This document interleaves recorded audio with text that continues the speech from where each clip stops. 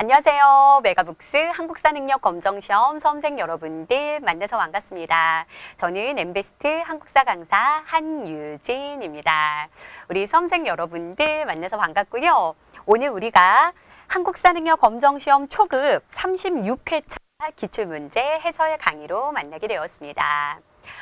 이번 36회차 시험 문제 풀어보신 분들 많으실 것 같은데요. 어떠셨나요? 난이도는 굉장히 평이한 편이었습니다. 무난한 편이었고요. 좀 공부가 되신 분들은 매우 쉽게 느껴졌을 것 같습니다. 이번에는 좀 단편적인 지식을 물어보는 문제 꽤 많이 출제가 되었거든요. 그러니까 중요한 키워드만 알아도 풀 수 있는 문제들 많이 있었다라는 겁니다. 예를 들자면 화포 하면 최무선이 답이었고요. 서희 하면 강동 육주가 답이었습니다. 그래서 중요한 키워드들, 그런 중요한 내용들만 알고 있어도 쉽게 문제를 풀 수 있는 시험이었다라고 총평을 내리고 싶고요. 문제가 항상 쉬운 것만은 아니니까요. 우리가 좀 어려운 시험에도 대비해서 조금 더 밀도 있는 공부를 해두십사라는 당부의 말씀을 드리도록 하겠습니다. 오늘도 한 문제 한 문제 자세하고 꼼꼼하게 문제 풀어드릴 테니까요. 강의 들으면서 많은 도움 받아보시길 바라겠습니다. 그러면 1번 문제부터 시작해 보도록 할게요. 자, 1번 문제부터 풀어보도록 하겠습니다. 가에 들어갈 내용으로 옳은 것을 고르라는 문제인데요. 조사 보고서가 하나 나와 있습니다. 주제를 봤더니 신석기 시대 사람들의 생활에 대한 보고서인 것 같아요. 그럼 신석기 시대의 생활을 고르라는 문제인 것 같죠. 내용을 봤더니 움집을 지어서 정착 생활을 하였다라고 나와 있습니다. 구석기 시대까지는 동굴이나 막집에 거주하면서 주로 이동 생활을 많이 했는데 신석기 시대부터는 정착 생활을 하게 됩니다. 움집에서 정착 생활을 했다라는 거죠. 어떻게 정착 생활이 이루어졌는지를 좀 잘 기억하셔야 됩니다. 무엇의 시작으로? 농경과 목축의 시작으로 신석기 시대부터 정착 생활을 하게 된다라는 거 좀 잘 기억해 두시고요. 그럼 유물과 유적 다른 것들도 한번 보겠습니다. 갈돌과 갈판이 나와 있어요. 곡식을 이 갈판에 놓고 갈돌로 이렇게 빻는 거죠. 그래서 곡식을 잘게 부수거나 가루로 만들 때 사용했던 도구이다라는 거 기억하시면 되겠고요. 네, 빗살무늬 토기가 나와 있습니다. 곡식을 저장하거나 식량을 저장하거나 음식을 조리하는 데 사용했던 도구이다라는 거 알아두시고요. 움집터, 이 움집의 터의 모습인 거죠. 그래서 신석기 시대의 유물과 유적 잘 기억해 두시길 바라겠고요. 이거 외에도 어떤 것들이 있는지 한번 찾아보도록 하겠습니다. 철제 무기를 사용하였다라고 나와 있어요. 철제 무기가 사용된 건 철기 시대가 되겠지요. 그리고 청동으로 장신구를 제작하였다. 이것은 청동기 시대가 되겠습니다. 지배자들이 청동으로 장신구나 무기를 제작했다라는 거 알아두시면 되겠고요. 가락바퀴를 사용해서 실을 뽑았다라고 하는데요. 이 가락바퀴를 사용해서 실을 거기서 식물에다 연결해서 이 실을 뽑고 그것을 뼈 바늘에 꿰어서 이렇게 의복이나 아니면 그물을 제작하는데 사용했던 도구가 가락바퀴와 뼈 바늘이다라는 거 알아두시면 되겠네요. 이것이 바로 신석기 시대의 생활 모습이 될 수 있겠습니다. 지배자의 무덤으로 고인돌이 있었다라는 것은 청동기 시대의 특징이 되겠지요. 다음 문제. 그래서 정답은 3번이 되겠고요. 다음 문제 보도록 할게요. 2번 문제입니다. 그림에 건국 이야기가 전해지는 나라에 대한 설명으로 옳은 것을 고르라는 문제입니다. 여기 보니까 첫 번째 장면이 하늘에서 내려오는 환웅과 그 일행이 나와 있는 그림이 나와 있습니다. 환웅 들어봤을 것 같은데요. 환인의 아들이 환웅이죠. 환인은 하늘의 신의 아들이 이제 환웅인데 그 일행들과 같이 내려옵니다. 비, 바람, 구름을 주관하는 신하들과 왜 이들과 같이 내려왔을까요? 당시 이 고조선 사회는 농경 사회였기 때문에 비나 바람이나 구름이 굉장히 농사 짓는 데 중요한 요소이기 때문에 그들과 함께 내려오고 또 자신을 따르는 무리 3천여 명을 이끌고 태백산으로 내려왔다라는 그런 건국 이야기 들어봤을 거예요. 바로 단군 건국 이야기죠. 그것을 물어보고 있는 것 같은데요. 두 번째 장면도 한번 보겠습니다. 마늘과 쑥을 먹는 곰과 호랑이라고 나와 있습니다. 곰과 호랑이가 환웅을 찾아가서 우리도 사람이 되게 해주세요 라고 얘기하자 동굴에 들어가서 빛을 보지 말고 쑥과 마늘을 먹으면 잘 참고 견디면 사람이 될 수 있다 라고 얘기하죠. 누구는 못 참고 호랑이는 못 참고 이 곰은 참게 되어서 여인으로 변한다 라는 얘기 들어봤을 거예요. 그래서 환웅과 이 웅녀가 결혼해서 당군왕검을 낳았다 라는 게 이 건국 이야기인데요. 고조선의 건국 이야기죠. 근데 이 건국 이야기를 그냥 글자 자체로 그냥 이해하시면 안 됩니다. 진짜 선생님 그럼 우리 조상이 곰인가요? 라고 질문하는 친구들도 있는데요. 이것은 이제 하나의 의미라고 생각하시면 될 것 같습니다. 곰을 숭배하는 부족이 있었고요. 그 다음에 호랑이를 숭배하는 부족이 있었는데 이 환웅 집단이 곰을 숭배하는 부족과 결합해서 당군왕검을 이제 낳았다라는 걸 알아두시면 될 것 같아요. 그다음에 나라를 다스리는 당군왕검 나와 있죠. 그러면 고조선에 대한 설명으로 옳은 거 한번 골라보도록 하겠습니다. 우리나라 최초의 국가이다. 맞죠? 고조선. 우리나라 최초의 국가 정답 1번이 되겠습니다. 소도라는 신성구역이 있었다. 소도라는 것은 천군, 즉 제사장이 천군이라는 제사장이 다스리는 신성한 구역이었죠. 이 소도라는 신성한 구역이 있었던 나라는 사만이 되겠습니다. 고조선 다음에 초기 철기 국가로 부여, 고구려, 옥저, 동해, 삼한이 등장하고 있죠. 그 중에 사만에 대한 설명이 되겠고요. 이것을 통해서 당시 사만 사회가 정치와 제사가 분리된 사회였다라는 것을 좀 알아두시면 될 것 같습니다. 영고라는 제천 행사가 있었다. 영고는 부여의 제천 행사가 되겠지요. 각 나라별로 제천 행사 매번 시험에 빠지지 않고 출제가 되고 있습니다. 부여는 영고, 그 다음에 고구려는 동맹, 그 다음에 동해는 무천, 사만은 5월제, 10월제가 있었다라는 거 알아두시고요. 엄격한 신분제도인 골품제가 있었다. 골품제는 신라시대의 엄격한 신분제도죠. 정답은 1번이 되겠습니다. 다음 문제 볼게요.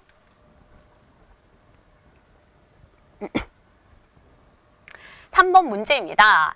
가에 들어갈 내용으로, 가에 들어갈 왕으로 옳은 것을 고르라는 문제인데요. 보겠습니다. 중국과 외와 교류했대요. 또 평양성에서 고국원 왕을 죽였대요. 이쯤 되면 백제의 전성기 왕, 근초고 왕이다 라고 감 잡을 수 있을 것 같은데요. 또 마한을 정벌한 것도 역시 근초고 왕의 업적이죠. 정답은 4번이 되겠는데요. 각 나라별로 전성기 왕은 좀 알아두시고요. 그리고 전성기 순서가 어떻게 변했는지도 좀 알고 계셔야 됩니다. 각 나라의 전성기라는 것은 어느 나라가 한강유역을 차지하였는가도 굉장히 밀접한 연관이 있다라고 얘기했어요. 가장 먼저 한강유역을 차지해서 전성기를 맞이한 나라가 백제, 4세기 근초고왕 시기가 되겠고요. 그 다음에 5세기 고구려에서는 누구입니까? 광개토대왕 때, 그리고 장수왕 때. 한강 이남까지를 차지한 건 장수왕 때죠. 그 다음에 6세기에는 신라 진흥왕이 한강 유역을 차지하면서 이렇게 전성기가 이렇게 순서대로 간다라는 걸 알아두시면 되겠습니다. 근초고왕 시기에 중국의 어느 지역과 교류를 했었죠? 좀 알아두시면 좋아요. 요서나 산둥 지역하고 교류가 있었고요. 외하고는 규슈 지역, 규슈, 일본의 규슈 지역과 교류가 있었다라는 거 알아두시면 되겠습니다. 평양성 전투에서 고국원 왕을 전사시키기도 하죠. 나머지 보기 정리합니다. 무왕, 무왕은 이 의자왕의 아버지예요. 백제, 이제 거의 7세기 초반대의 왕이죠. 의자왕의 아버지. 그 다음에 고이왕은 3세기 때의 왕입니다. 7세기. 고이왕은 백제의 중앙집권국가의 기틀을 마련한 왕이다라고 생각해 두시면 되겠습니다. 이제 중앙집권이라는 건 이제 왕에게 권한이 집중되고 중앙으로 권력이 집중되는 것을 의미하는 거죠. 그런 체제를 다졌던, 기틀을 다졌던 왕이 이제 고이왕 시대다라는 거 알아두시고요. 의자왕은 백제 마지막 왕이 되겠습니다. 무왕의 아들이었다라는 거 정리해 두시면 되겠네요. 다음 문제 보도록 하겠습니다. 가 나라에 대한 설명으로 옳은 것을 고르라는 문제인데요. 이곳은 김수로 왕이 건국했다고 전해지는 이곳의 고분군으로 토기 등 다양한 유물이 출토되었습니다. 라고 얘기하면서 김해 대성동 고분 자료를 제시해주고 있는 문제입니다. 김해 지역에서 김수로 왕이 건국한 나라, 무엇입니까? 바로 금광가야에 대한 설명인데요. 김해 지역은 금광가야, 그리고 고령 지역에서는 대가야가 건국이 되어지죠. 그래서 금광가야를 묻고 있는 문제인데요. 가야는 시험 문제에 많이 출제되는 것이 무엇입니까? 바로 이 철이 되겠습니다. 이 지역이 철이 굉장히 많이 나는 곳으로 철을 낙랑과 외에 수출했다라는 거 알아두시고요. 또 이러한 토기도 굉장히 발달한 나라가 가야이다라는 거 알아두시면 되겠네요. 나머지 보기 정리합니다. 그래서 정답은 2번이 되겠고요. 독서 상품과를 실시하였다라고 했는데요. 이 독서 상품과 통일신라 시대 원성왕 때 실시가 되었죠. 국학. 통일신라 시대 최고 교육기관이 국학이었죠. 국학의 인재들을 이제 관리로 등용을 할 때 이 독서 상품과를 적용시켰는데요. 유교 경전 이런 것들을 이제 테스트를 하는 거예요. 그래서 독서 능력에 따라서 상, 중, 하, 상품으로 나뉘어서 관리 등용에 이를 반영시킨 제도가 독서 상품과 제도가 되겠습니다. 그 다음에 전성기 시대의 해동성국이라 불렸다. 이런 나라 어디입니까? 바로 발해가 되겠죠. 발해 선왕 때의 일인데요. 중국 당나라에서는 당시 발해가 굉장히 융성하자 바다 동쪽에 바다 동쪽에 융성한 국가다라고 해서 발해를 해동성국이라고 불렀다라는 거 알아두시면 되겠습니다. 그다음 화랑도라는 청소년 수련단체가 있었던 거 바로 신라가 되겠네요. 신라 누구왕 때? 진흥왕 때 이것을 국가 조직으로 개편한다라는 거 정리해 두시면 되겠습니다. 넘어가 보도록 할게요. 5번 문제입니다.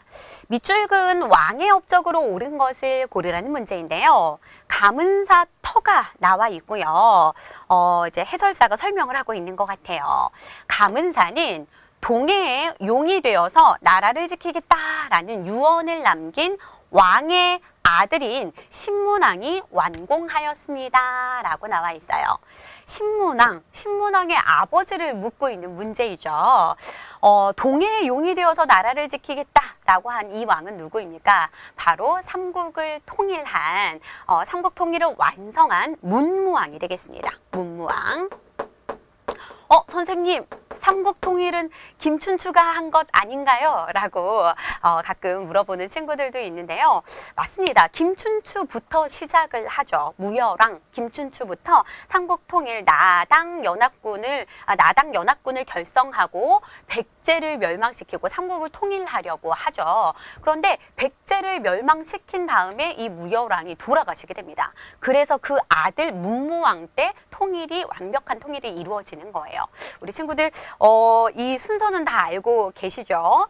삼국 통일의 순서, 이 과정은 시험 문제 굉장히 많이 출제가 되는데요. 첫 번째로는 나당연합을 결성했다라는 거, 그 다음에 두 번째는 어디를 멸망시켰다라는 거, 백제를 멸망시켰다라는 거 알아두시고요. 세 번째는 고구려를 멸망시키고, 그 다음에 네 번째는 나당 전쟁을 통해서 신라가 승리한 다음에 삼국 통일을 완성하게 된다라는 거 알아두시면 되겠습니다. 그 순서도 정말 중요해요. 그래서 이 문무왕이 삼국을 통일한 다음에 얼마나 이 나라가 사랑스럽고 애착이 가겠습니까? 본인이 통일을 했으니까. 그래서 내가 죽더라도 내가 바다의 용이 되어서 이 나라를 지키겠다라고 하면서 이런 유언을 남기게 되죠.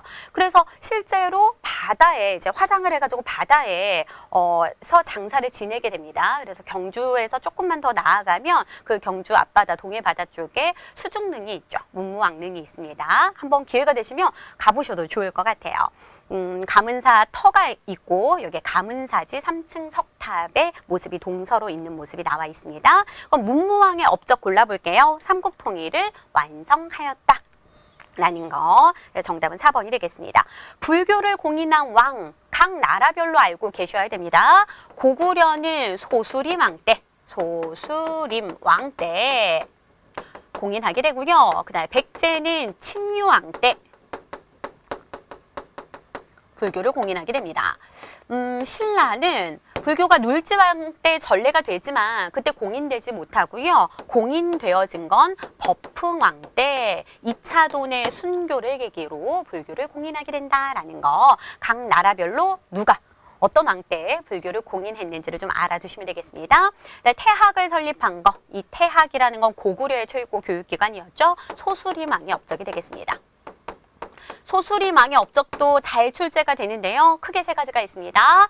태학 설립, 불교 공인, 그 다음에 율령 반포까지 기억해 두시면 되겠습니다.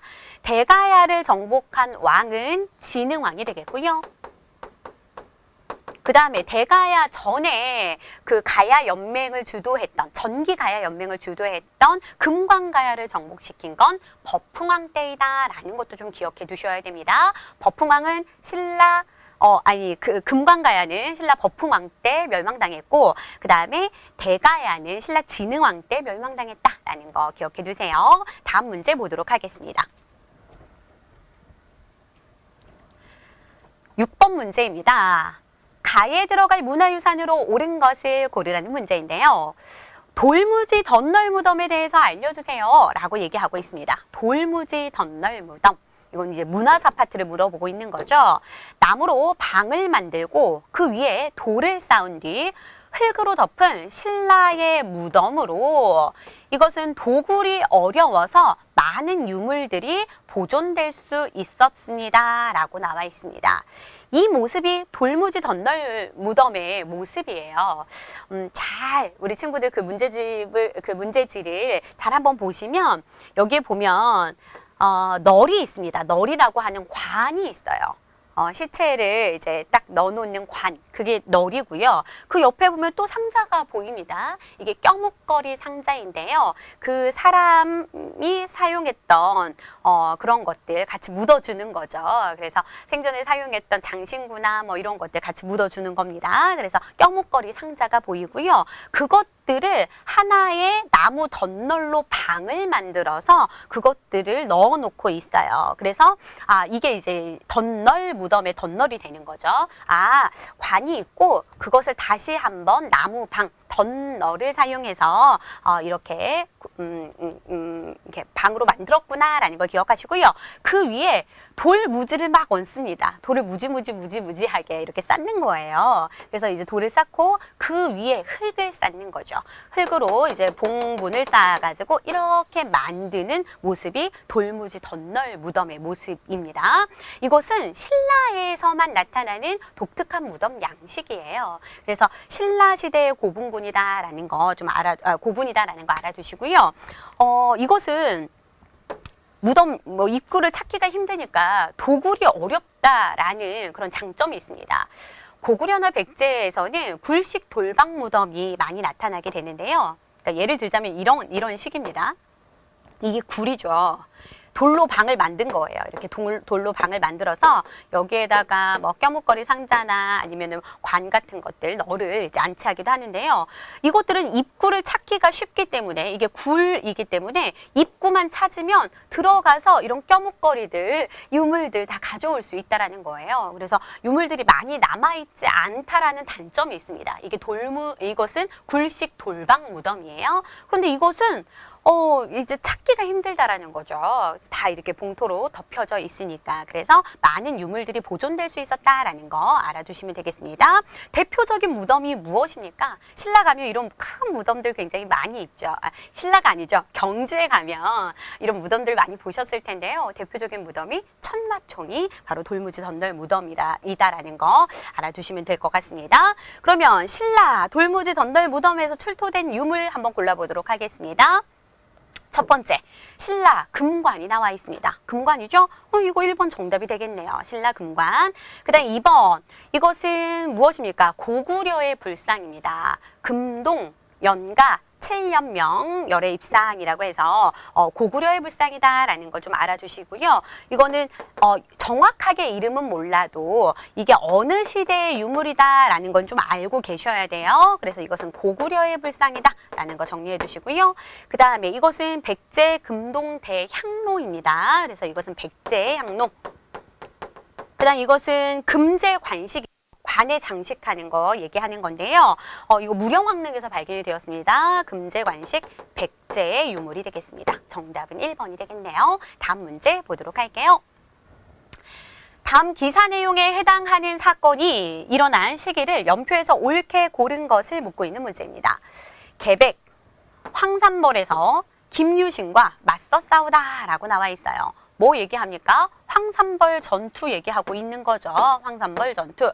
황산벌 전투에서 이 백제의 계백이 신라의 김유신에게 패하게 되면서 결국에는 백제가 멸망하게 된다라는 거예요. 그 이야기가 쭉 나와 있습니다. 계백 장군이 황산벌에서 5천의 결사대를 이끌고 김유신 장군의 군대와 맞섰습니다. 숫자적으로도 조금 백제가 그 열세였어요. 백제는 5천. 신라, 나당연합군은 5만의 군사였거든요. 숫자적으로 적었지만 백제가 굉장히 이제 항전을 하면서 이제 죽을 각오로 싸운 거죠. 가족들도 다 이렇게 죽이고 나왔었잖아요. 그래서 처음에는 계백의 군대가 승리를 하였습니다. 하지만 신라, 화랑, 관창의 활약으로 신라군이 이제 사기가 올라가서 크게 신라가 이길 수 있었다라고 나와 있는데요. 그 이야기도 많이 알 거예요. 이 관창이, 어린 관창이 이 백제의 적진에 들어가게 됩니다. 근데 너무 어린 아이다 보니까 그냥 계백 장군이 살려서 돌려보내줘요. 너무 어리다 보니까. 그런데 다시 한번 오는 거죠. 내가 이제 적장의 목을 베우고 오겠습니다. 라는 이제 이런 패기로 다시 이제 백제 진영에 들어가자 이번에는 이제 살려주지 않는 거죠. 그래서 관창의 목을 잘라서 말 안장에다가 이렇게 묶어가지고 신라 진영으로 보내니 신라에서 아주 어린 화랑이 이렇게 죽은 걸 보고 이제 막 사기가 오르게 된 거죠. 그래서 전쟁에서 승리하게 되었다라는 그 이야기를 좀 알고 계시면 되겠습니다. 그럼 이거는 백제 멸망을 얘기하고 있는데요. 백제 멸망 어느 시기에 들어갈지 한번 골라보도록 하겠습니다.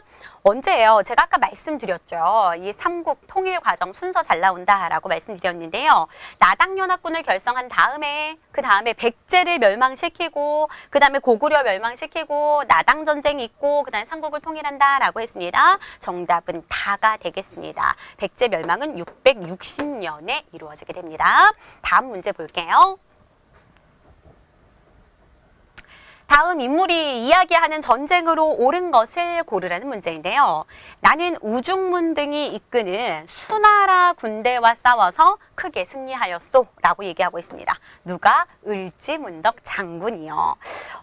이 을지문덕 장군 하면 딱 나오는 거 무슨 대첩입니까? 바로 살수대첩이죠. 이번 시험에서 이런 문제들 굉장히 많았어요. 그냥 키워드만 알아도 풀 수 있는 문제들. 살수대첩은 고구려와 수나라의 전쟁이었습니다. 수나라 장군이 우중문이었어요. 수나라 장수 우중문이 이렇게 편지를 보냈었죠. 그래서 을지문덕과 대화하다가 결국에는 이 수나라 장군이 수나라 그 적군들이 물러가는 퇴각하는 그 퇴각로를 치게 되는 거죠. 그래서 살수에서 크게 수나라 군대에서 싸워서 이기게 된다라는 거. 살수는 오늘날의 청천강이라는 거 알아두시면 되겠습니다. 정답은 2번이 되겠고요. 귀주대첩. 귀주대첩 하면 이건 거란 3차 침입 때. 3차 침입 때 누가 싸운 전투입니까? 강감찬 장군이 싸운 대첩이다라는 거 알아두시고요. 그 다음에 기벌포 전투는 방금 얘기한 나당전쟁 있죠. 앞에서 얘기한 나당전쟁 중에 하나입니다. 나당전쟁, 신라하고 당나라의 전쟁이었죠. 뭐가 있습니까? 매소성, 기벌포 전투 두 가지가 있다는 거 알아두시고요. 매소성 전투는 육군의 싸움이었고 기벌포 전투는 수군의 싸움이다라는 거 기억해 두세요. 처인성 전투에서는 누굴 기억해야 돼요? 김윤후를 기억하시면 되겠고요. 처인성 전투는 몽골 침입 때입니다. 몽골 2차 침입 때 승장이라고도 할 수 있죠. 승려이자 장군이었죠. 김윤후가 맞서서 싸우게 되고 적장, 살리타를 사살하게 된다라는 것까지 정리해 두시면 되겠습니다. 다음 문제 보도록 할게요. 9번 문제입니다. 다음 문화유산을 만든 국가에 대한 설명으로 옳은 것을 고르라는 문제인데요. 여기 보니까 두 사람이 씨름을 하고 있는 모습입니다. 매부리코에 눈이 부리부리한 사람이 씨름을 하고 있는 이 벽화는 중국 지린성 지안의 각저총에서 발견된 이제 각저총에 그려져 있는 그림입니다라고 설명을 하고 있는데요. 이게 바로 씨름을 하고 있는 모습이어서 씨름도인데요. 잘 보면 이 뒤쪽에 이쪽의 사람이 매부리코에 눈이 아주 부리부리하고 수염도 있는 것 같고 눈썹이 굉장히 진하고 그런 모습입니다. 머리는 좀 꼬슬꼬슬하고요. 서역인의 모습을 표현하고 있는 거죠. 서역인. 그러니까 우리나라에서 볼 수 있는 그런 얼굴 상은 아니라는 거예요. 그래서 당시 고구려가 서역과도 교류하였다라는 것을 알 수 있는 그런 대목이 되겠고요. 그러면 이 문화유산을 만든 국가에 대한 설명이니까 어디입니까? 바로 고구려, 고분 벽화이니까 고구려에 대한 설명 골라보면 되겠습니다. 화백회의를 열었다. 화백회의는 신라의 귀족 회의죠. 그치? 만장일치제가 이제 만장일치제로 운영이 되었던 귀족회의를 가리키는 거고요. 이것도 각 나라별로 좀 알고 계셔야 됩니다. 신라는 화백회의, 그다음 백제는 정삼회의, 고구려는 제가회의가 있었다라는 거 알아두시고요. 진대법을 실시하였다 하는데요. 진대법, 고구려의 빈민구휼제도 맞네요. 정답은 2번이 되겠습니다. 진대법은 무엇입니까? 이것도 정말 빠지지 않고 매번 시험에서 등장하는 것 같습니다. 진대법. 백성들이 이제 가을에 추수를 하고 이듬해 봄이 되면 곡식이 뚝 떨어지는 거예요. 그래서 그때 국가에서 빈민에게 이제 곡식을 빌려주고 가을에 추수하면 약간의 이자와 갚도록 하여라 라고 시행했던 제도가 빈민구제제도 진대법이라는 거 알고 계시면 되겠습니다. 고구려 고국천왕 때. 고국천왕 때 실시가 되었다라는 거 정리해 두시면 되겠습니다. 22담로를 설치하였다. 22담로 백제 무령왕 때. 백제를 쓸까요? 백제 무령왕 때 설치한 것이 22담로죠. 담로라는 것은요. 지방을 통제하기 위해서, 지방을 다스리기 위해서 지방에 왕자나 아니면 왕족을 파견해서 그 지방을 다스리게끔 했던 제도입니다. 백제의 제도가 되겠고요. 왜 칠지도를 보냈다라고 나와 있는데 7가지로 되어 있는 이런 검의 모습 본 적 있을 겁니다. 백제의 왕이 그 다음에 일본의 왕에게, 백제 왕이 일본의 왕에게 하사하였다라는 거 알아두시고요. 근초고왕 시기로 추정을 하고 있습니다. 정답은 2번이 되겠네요. 10번 문제입니다. 밑줄 그은 그로 옳은 것을 골라보라는 문제예요. 오늘 알아볼 승려에 대해서 말씀해 주세요. 신라의 승려인 그는, 신라 승려래요. 나무아미타불만 외워도 누구나 극락정토에 갈 수 있다고 주장해서 불교의 대중화에 크게 기여했습니다. 라고 얘기하고 있습니다. 경전을 몰라도 불교 경전 이런 것도 좀 어렵잖아요. 백성들이 잘 몰랐단 말이에요. 이런 거 몰라도 나무 아미타불 이것만 연불하면 누구나 극락정토에 갈 수 있다. 그렇게 해서 일반 백성들도 불교를 믿을 수 있게 되었다라는 거. 불교의 대중화에 기여했던 인물 바로 신라시대 승려 원효가 되겠네요. 정답은 1번이고요. 의천, 진울, 일연이 나와 있는데 다 신라시대 승려가 아니라 고려시대 승려가 되겠습니다. 의천하면 대각국사 의천은 천태종을 창시한다라는 거 알아두시고요. 이 천태종을 교종을 중심으로 선종을 통합한다라는 그런 내용으로 창시된 종파가 천태종이다라는 거 알아두시고요. 일연은 무슨 책을 썼습니까? 삼국 유사라는 책을 썼죠. 그 다음에 진울은 조계종을 창시합니다. 보조국사 진울은 조계종을 창시하는데 이것은 반대예요. 선종을 중심으로 불교를 통합해야 되는데 선종을 중심으로 교종을 통합하자라는 움직임으로 조계종을 창시했다라는 거 알아주시고 불교를 개혁하기 위해서 수선사를 중심으로 개혁하는 운동도 결사운동도 하게 된다라는 거 알아주시면 되겠네요. 이어서 다음 문제 풀어보도록 하겠습니다. 자, 이제 11번 문제 풀어보도록 하겠습니다. 다음 주제에 대한 학생들의 대화로 옳지 않은 것을 고르라는 문제인데요. 고려의 지방행정제도가 나와 있습니다. 우리 지방행정제도는요, 각 시대별로 좀 잘 구분을 해 두셔야 됩니다. 통일신라 시대부터 한번 가볼까요? 통일신라 시대에 어떻게 지방을 편성했었죠? 전국을 구주로 나뉘고 주요 요지에 오소경을 설치했었습니다. 그래서 구주 오소경 이 제도가 통일신라 시대의 제도였었고요.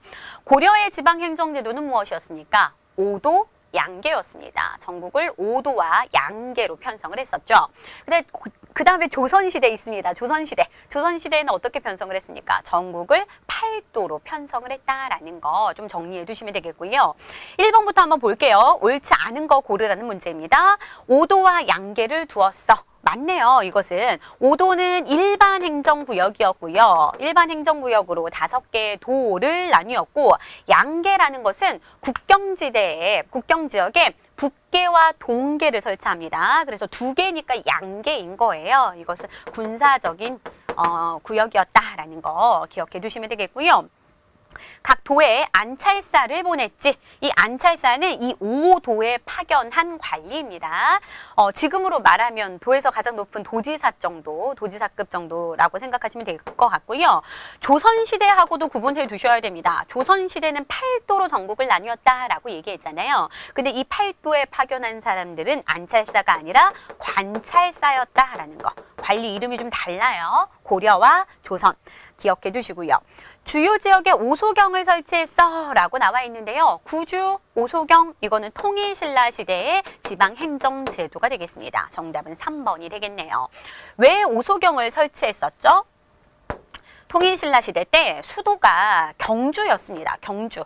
그러니까 한반도 동남쪽에 굉장히 치우쳐져 있었어요. 그러다 보니까 전국을 관리하기가 쉽지가 않죠. 또 삼국을 통일을 했는데 각 지역에서 반란이 일어나나 이런 것들을 감시하기가 굉장히 힘들다라는 거예요. 지리적으로 이게 태백산맥이 있고 이게 소백산맥이 이렇게 뻗쳐져 있죠. 그러니까 경주가 굉장히 수도 금성이 굉장히 한반도 동남쪽에 치우쳐져 있어요. 편제성을 보완하기 위함이었다라는 걸 좀 알아두시면 좋을 것 같습니다. 수도의 편제성을 보완하고 또 지방 세력들이 성장하는 것, 뭐 반란 일으키는 것 이런 것들을 감시할 목적으로 이 소백산맥 바깥쪽에 오소경을 두었다라는 거. 하나는 여기 있었어요. 김해 지역에 있었고 4개를 이렇게 설치했다라는 거 알아두시면 되겠네요. 이건 통일신라 지방행정제도가 되겠고요. 그 다음에 특수행정구역으로 향소부곡이 있었다라고 나와 있는데 향소부곡이 있었던 시대 고려 맞네요. 향하고 부곡에서는 농업을 담당했고요. 소에서는 수공업을 담당했습니다. 이 특수행정구역의 사람들은 양민이에요.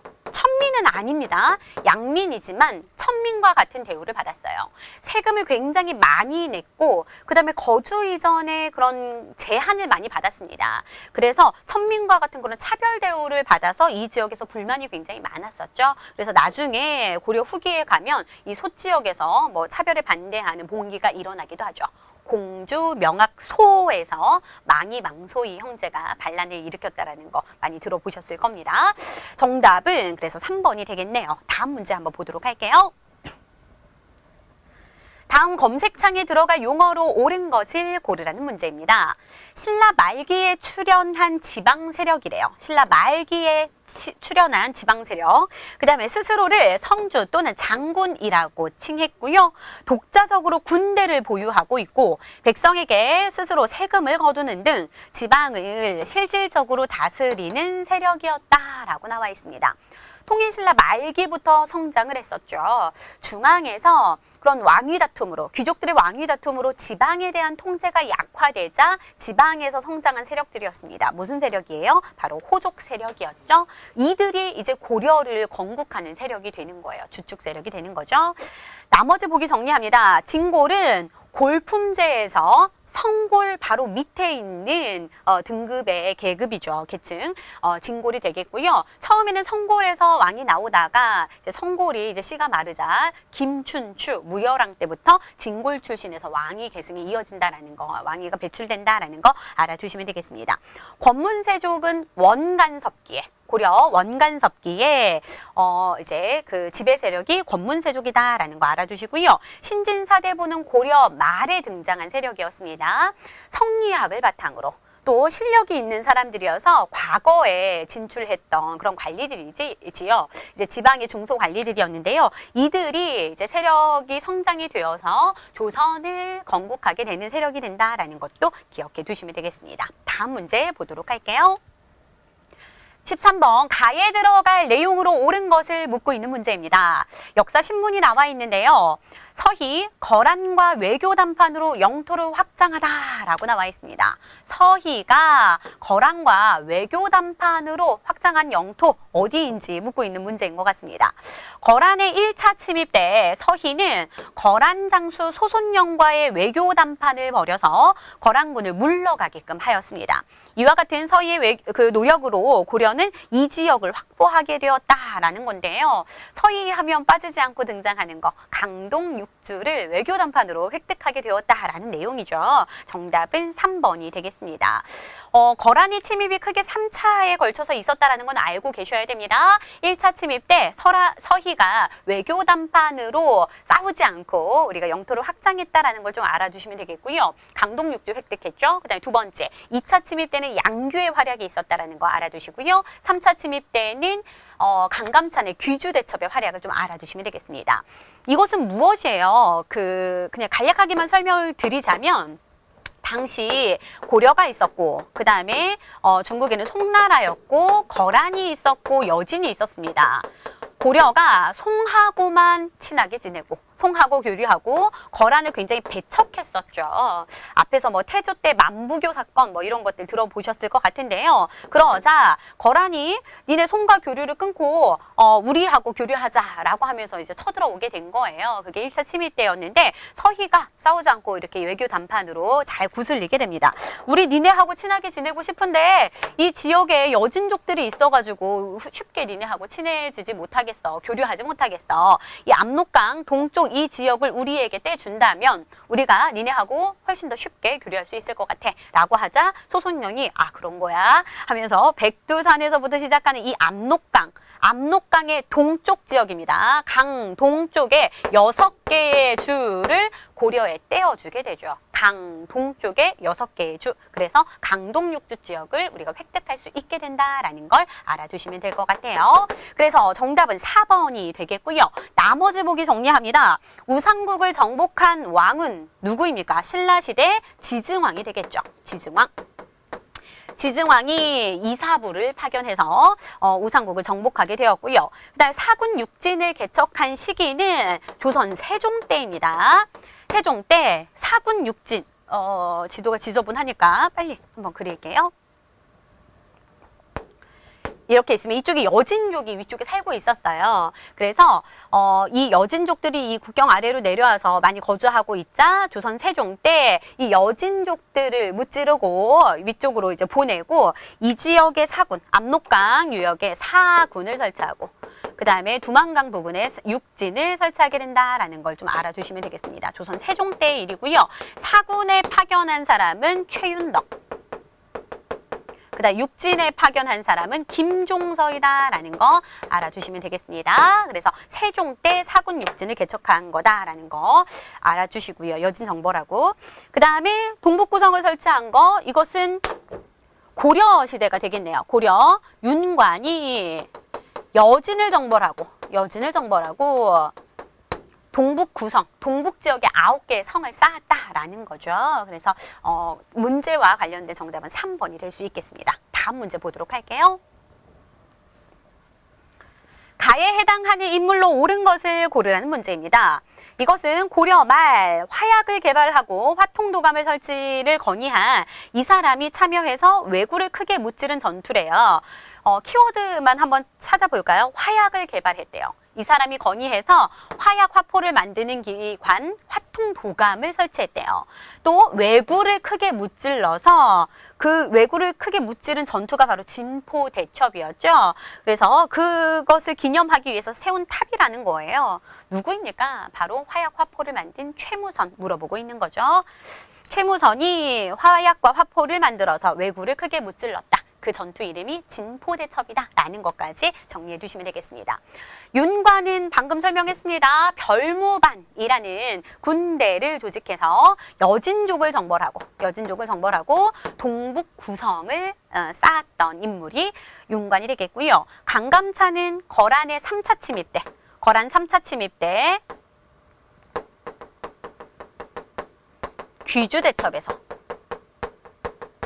귀주대첩에서 활약했다라는 거 정리해 두시면 되겠고요. 김윤우 오늘 두 번째 나오는 것 같습니다. 김윤우는 몽골 2차 침입 때 몽골 2차 침입 때 처인성 전투에서 적장, 살리타를 사살했다라는 것까지 알아두시면 되겠습니다. 다음 문제 볼게요. 15번 문제입니다. 선생님의 질문에 대한 학생의 대답으로 옳지 않은 것을 고르라는 문제예요. 이 화폐를 만든 나라의 대외 교류에 대해서 말해볼까요? 라고 묻고 있는데요. 이 화폐를 만든 나라를 지금 묻고 있는 겁니다. 그 나라가 어떤 대외 교류를 했는지. 건원중보가 나와 있고 은병이 나와 있습니다. 건원중보는 우리나라 최초의 화폐예요. 우리나라 최초의 화폐로 고려 성종 때 주조가 되었습니다. 성종 때 철전과 동전으로 나뉘어서 이렇게 주조가 되었는데요. 그러니까 철로 만든 화폐, 청동으로 만든 화폐 이렇게 두 개로 만들어졌었는데요. 우리나라 최초의 화폐라는 거 좀 알아두시고요. 은병은 고려 숙종 때 만들어서 이제 유통이 되었는데요. 화폐가 우리나라 안에선 널리 유통되지는 못합니다. 고려시대에는 화폐가 만들어지긴 했지만 우리나라 안에서 널리 유통되지는 못한다라는 걸 좀 알아두셔야 돼요. 여전히 사람들은 뭐에 익숙하냐면 쌀 아니면 옷감 뭐 이런 것들 현물로 교류하고 교환하는 것이 굉장히 익숙했기 때문에 화폐가 주조는 되지만 만들어지긴 하지만 고려시대에는 널리 유통되진 못한다. 그런데 이 은병, 활구라고도 하거든요. 이 입구가 넓다라고 해서 입구가 넓다, 활구라고도 하는데요. 이 은병은 은과 관련된 것들은요. 은과 관련된 화폐는 주로 이제 다른 나라하고 무역할 때 주로 썼던 화폐다라는 걸 좀 알아두시면 되겠습니다. 그러면 고려를 묻고 있는 문제예요. 고려. 아라비아 상인들과 교류했어요. 고려시대 국제무역항이 무엇입니까? 바로 병난도죠. 예성강 하구. 고려시대 수도는 개경이었죠. 개경 근처에 있었던 예성강 하구의 병난도에서 여러 나라 상인들과 교류했는데 그중에 아라비아 상인들도 있었다라는 거. 이 상인들이 왔다 갔다 하면서 꼬려 좋아요 꼬려 하면서 코리아가 되었다라는 것도 잘 알고 있을 겁니다. 장보고가 해상무역을 주도했어요. 장보고는 고려 아니죠. 어느 시대 사람입니까? 통일신라 시대 때 완도에 이제 청해진이라는 해상무역 기지를 두고 해상무역 활동을 했다라는 거 좀 알아두시면 되겠습니다. 정답은 2번이 되겠네요. 병난도를 통해서 국제무역을 했어요. 고려 맞고요. 그 다음에 송해, 인삼, 나전칠기 등을 수출했어요. 맞습니다. 우리가 주로 수출했던 거는 인삼이나 뭐 화문석, 나전칠기 뭐 이런 것들이었고요. 종이 이런 것들. 우리가 주로 송에서 수입한 것들은 고가의 그런 사치품들, 비단이나 도자기나 뭐 약재 이런 것들이었다라는 거 알아두시면 되겠습니다. 정답은 2번이 되겠네요. 다음 문제 보도록 하겠습니다. 16번 가에 들어갈 문화유산으로 옳은 것을 고르라는 문제입니다. 경상남도 합천군 해인사와 관련된 문제인 것 같은데요. 이것이 보관된 장소의 사진이 되겠고요. 이것을 통해서 알게 된 내용을 통해서 한번 문제를 살펴보도록 하겠습니다. 부처의 힘으로 몽골의 침입을 이겨내고자 이것을 제작했대요. 몽골이 침입을 했을 때 부처님의 힘으로 이겨내고자 이것을 만들었다라는 거. 무엇입니까? 바로 팔만대장경이죠. 합천군 해인사에 이게 보관 중이다라는 것도 알아두셔야 됩니다. 고려의 목판 인쇄술이 우수함을 알 수 있다라는 거 맞죠? 목판에 제작을 한 거니까요. 그리고 유네스코 세계 기록유산으로 등재가 되어 있다라는 것도 맞는 설명이었죠. 그럼 보관 장소를 한번 볼까요? 이 고려 대장경판, 팔만대장경판이라고도 하죠. 이 팔만대장경이 보관되어 있는 곳, 이것은 해인사 장경판전입니다. 장경판전. 팔만대장경이 유네스코 세계 기록유산에 등재가 되었다면 이 장경판전은 이것을 보관하고 있는 장소, 이 장경판전은 유네스코 세계 문화유산에 등재가 되어 있어요. 그러니까 그것만큼 이것도 굉장히 가치가 높다라는 걸 얘기해주고 있는 거죠. 왜 그럴까요? 목판이라는 것은 굉장히 습기나 이런 것에 약합니다. 그래서 잘 뒤틀려지기 쉬워요. 근데 현재까지 이 팔만대장경이 잘 보관될 수 있었다라는 것은 보관 장소가 그만큼 위대하고 뛰어나다라는 걸 얘기해주고 있는 거죠. 과학적인 기술이 여기에 많이 들어가게 되는데요. 창을 많이 배치를 하고 그래서 공기가 잘 순환이 될 수 있도록 하고 습기를 잘 조절할 수 있게끔 바닥을 깊이 파고 뭐 흙에 뭐 숯가루나 횟가루 뭐 이런 것들을 섞어가지고 보관을 한다라고 얘기하죠. 그래서 이것도 역시 굉장히 그 가치를 인정받아서 유네스코 세계 문화유산에 등재가 되었다라는 걸 좀 알아두시면 되겠습니다. 정답을 골라볼게요. 정답은 3번 팔만대장경이 되겠고요. 왕후천축국전은 어느 시기에 누가 쓴 책이 되겠습니까? 이거는 통일신라 시기에 해초가 인도를 다녀온 후에 쓴 기행문이다라고 생각하시면 될 것 같아요. 인도를 다녀온 후에 쓴 기행문. 그 다음에 직지심체 요절 나와 있는데요. 이거 고려시대에 제작이 되었죠. 현재 존재하는 세계에서 가장 오래된 금속 활자본입니다. 굉장히 중요하죠. 역시 유네스코 세계 문화유산, 기록유산에 등재가 되었다라는 거 기억해 두시고요. 이거는 금속 활자본이라면 금속으로 이제 금속 활자로 만든 거라면 세계에서 가장 오래된 목판 인쇄물은 바로 무구정광 대다라니경입니다. 이거는 목판 인쇄물이에요. 이것은 불경이죠. 이거는 불국사 3층 석탑에서 발견이 되었다라는 거, 그것도 좀 잘 알고 계셔야 됩니다. 불국사 3층 석탑을 보수하는 과정에서 이게 발견이 되었다라는 것도 기억해 두시면 되겠습니다. 다음 문제 넘어가 보도록 할게요. 다음 역사 다큐멘터리의 제목으로 적절한 것을 골라보라는 문제입니다. 쌍성 총관부를 공격해서 천령 이북의 땅을 수복하도록 하시오라고 명령을 내리고 있죠.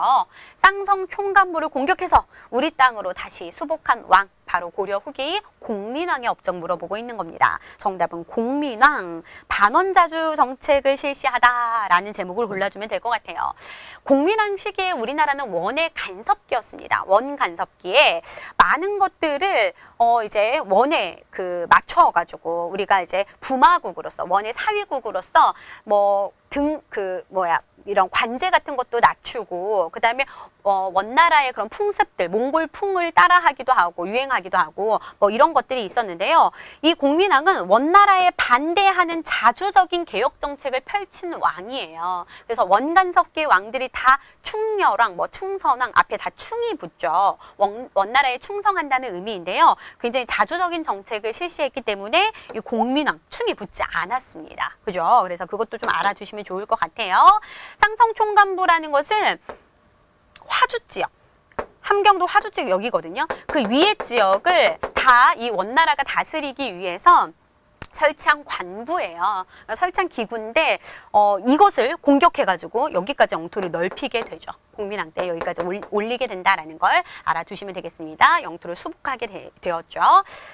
고려하면 시험 문제 잘 출제가 되는 왕이 크게 4명이 있다라고 제가 맨날 말씀을 드리는데요. 태조, 광종, 성종, 공민왕입니다. 다 나왔어요. 각각의 특징들 좀 정리해 두시면 좋을 것 같습니다. 태조 왕건이죠. 태조 왕건은 고구려를 계승하는 국가, 고려를 건국한 다음에 북진 정책을 추진해서 고구려의 옛 영토를 회복하려고 했었죠. 실제로 영토가 올라가기도 합니다. 청천강에서 영흥만까지 북진 정책으로 영토를 확장하기도 한다라는 거 알아두시고요. 이 북진 정책 과정에서 중시한 곳이 바로 서경이다라는 것도 기억해 두시면 좋을 것 같네요. 서경은 평양이죠.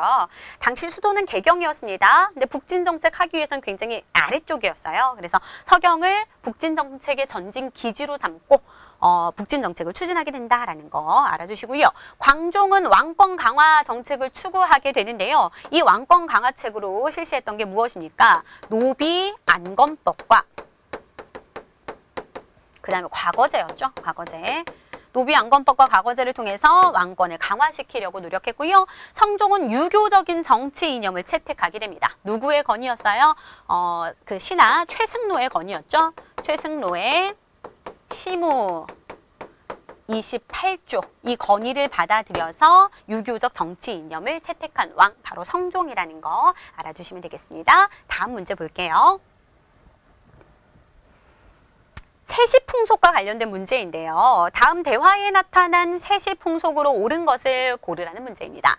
조선시대 4대 명절 중에 하나로 동지로부터 105일째 되는 날이지 라고 나와 있어요. 이것만 보면 좀 잘 모르겠죠. 이날에는 불을 금하고 찬 음식을 먹는 풍습이 있어. 음식을 익혀서 먹지 않고 그냥 찬 음식을 먹는 풍습이 있었어 라고 얘기하고 있습니다. 바로 한식을 얘기하고 있는데요. 조선시대 4대 명절은 설날, 한식, 단오, 추석 이 네 가지입니다. 근데 주로 이제 찬 음식을 먹었던 시기, 한식이 되겠네요. 한이 찰한이에요. 알겠죠? 설날에는 어떤 풍습이 있었습니까? 음력 1월 1일이죠. 뭐 그네를 뛴다거나 아니면 또 뭐 윷놀이, 그 다음에 뭐 널뛰기 이런 것들을 주로 했다라는 거 알아두시고요. 단오는 음력 5월 5일이죠. 씨름이나 뭐 창포물에 머리 감는 거나 그네뛰기 이런 것들 했다라는 거 알아두시고요. 추석은 음력 8월 15일입니다. 송편 만들어 먹고요. 그리고 강강술래 뭐 이런 것들 했다라는 거 정리해 두시면 되겠습니다. 세시풍속과 관련된 문제들도 가끔 한 문제씩 출제가 되고 있으니까요. 정리해 두시면 좋을 것 같습니다. 19번 문제 볼게요. 가에 들어갈 문화유산으로 옳은 것을 고르라는 문제입니다. 고려시대 석탑 사진전 해가지고 나와 있는데요. 경천사지 10층 석탑이 나와 있습니다. 어디 가면 볼 수 있나요? 맞습니다. 박물관에 가면, 국립중앙박물관에 가면 1층에 딱 멋있게 세워져 있죠. 이 경천사지 10층 석탑, 고려시대의 석탑입니다. 이거 말고 또 어떤 고려시대의 석탑이 있는지를 고르라는 문제예요. 경천사지 10층 석탑은 원나라의 영향을 받았다라는 것도 좀 잘 기억해 두시면 좋을 것 같고요. 나머지 고려와 관련된 탑 골라볼게요. 정답은 4번인데요. 앞에 경천사지 10층 석탑도 그랬고 월정사 8각 9층 석탑도 그렇고 굉장히 층수가 높습니다. 그리고 각이 많아요. 이거는 8각이래요. 고려시대의 탑의 특징이 다각 다층의 특징을 가지고 있어요. 각이 많고 다층으로 이루어졌다라는 특징이 있습니다. 그래서 월정사 8각 9층 석탑 고려시대의 탑이다라는 거 정리해 두시고요. 나머지 시기 한번 보도록 할게요. 불국사 다보탑 통일신라 시대의 석탑이죠. 그리고 분황사 모전석탑 선덕여왕 시기에 만들어진 신라시대의 탑이 되겠습니다. 이것의 특징은 벽돌처럼 보이는데 벽돌이 아니다라고 얘기했어요. 돌을 벽돌 모양으로 깎아서 만든 탑이다라는 거 기억해 두시고요. 정림사지 5층 석탑은 백제의 탑이 되겠습니다. 다음 문제 가보도록 할게요. 20번 문제입니다. 가에서 다의 사건을 일어난 순서대로 옳게 나열한 것을 고르라는 문제입니다. 여러 난이 나와 있는데요. 이건 시대를 잘 구분할 수 있는지를 물어보고 있는 문제입니다. 가장 먼저 일어난 난 어느 난입니까? 바로 원종과 애노의 난이죠. 통일신라 말기에 일어난 난입니다.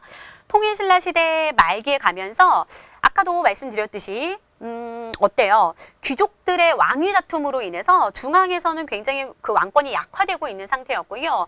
중앙에서 지방에 대한 통제력이 약화되자 지방에서는 호족이 막 성장하고 있는 그런 상황이었습니다. 그런 가운데서 이제 백성들은 정부가 뭐 사치와 향락 뭐 이런 것들로 인해서 또 전쟁으로 인해서 많은 국가 재정이 소모가 되자 백성들에게 세금을 많이 독촉하게 돼요. 근데 지방에서는 실질적인 권한을 가지고 있었던 호족 세력들이 따로 세금을 거두고 있었거든요. 그러니까 백성들이 이중수탈을 당하게 되는 거죠. 그래서 그 시기에 세금을 정부에서 막 독촉하고 또 전염병이나 흉년 같은 것들이 또 일어나게 됩니다. 그러니까 상황이 매우 안 좋아진 농민들이 난을 일으키게 된 거죠. 대표적인 원종과 애노의 난이 있다라는 거 알아두시고요. 통일신라 시대 진성여왕 때 일어난 난이다라는 거 정리해 두시면 되겠습니다. 만적의 난은 고려시대에 일어난 난이죠. 고려 무신집권 시기입니다. 최충원의 산호비예요. 산호비가 바로 만적인데요. 이 만적이 왜 난을 일으켰을까요? 신분차별에 반대하면서, 만적은 노비였습니다. 신분차별에 반대하면서 우리도 날 때부터 이렇게 딱 정해져 있는 것이 아니다라는 거예요. 그래서 누구나 뭐 장군이나 재상 뭐 이런 거 다 될 수 있다라고 주장을 하면서 만적이 신분차별에 반대한 난을 일으키게 된다라는 거 성공하지 못하고요. 근데 홍경래의 난은 조선 후기에 일어난 난이죠. 서북 지방에 대한 차별 대우 때문에 일어나게 됩니다. 평안도 지역이죠. 평안도 지역에 대한 차별과 세도 정치를 비판하면서 홍경래 주도로 일어난 난, 홍경래의 난이 되겠습니다. 정답은 나, 가, 다의 순서가 되겠네요. 이어서 다음 문제 풀어보도록 할게요. 자, 이제 21번 문제부터 풀어보도록 하겠습니다. 가에 들어갈 인물로 옳은 것을 물어보고 있는 문제인데요. 이 책은 이 사람의 시와 글을 모아서 간행된 것으로 어떤 책입니까? 바로 삼봉집이라는 책인데요. 삼봉이라는 힌트가 정답을 찾는 데 굉장히 중요한 포인트가 될 수 있을 것 같습니다. 조선의 통치 이념이 잘 담겨져 있는 책이래요.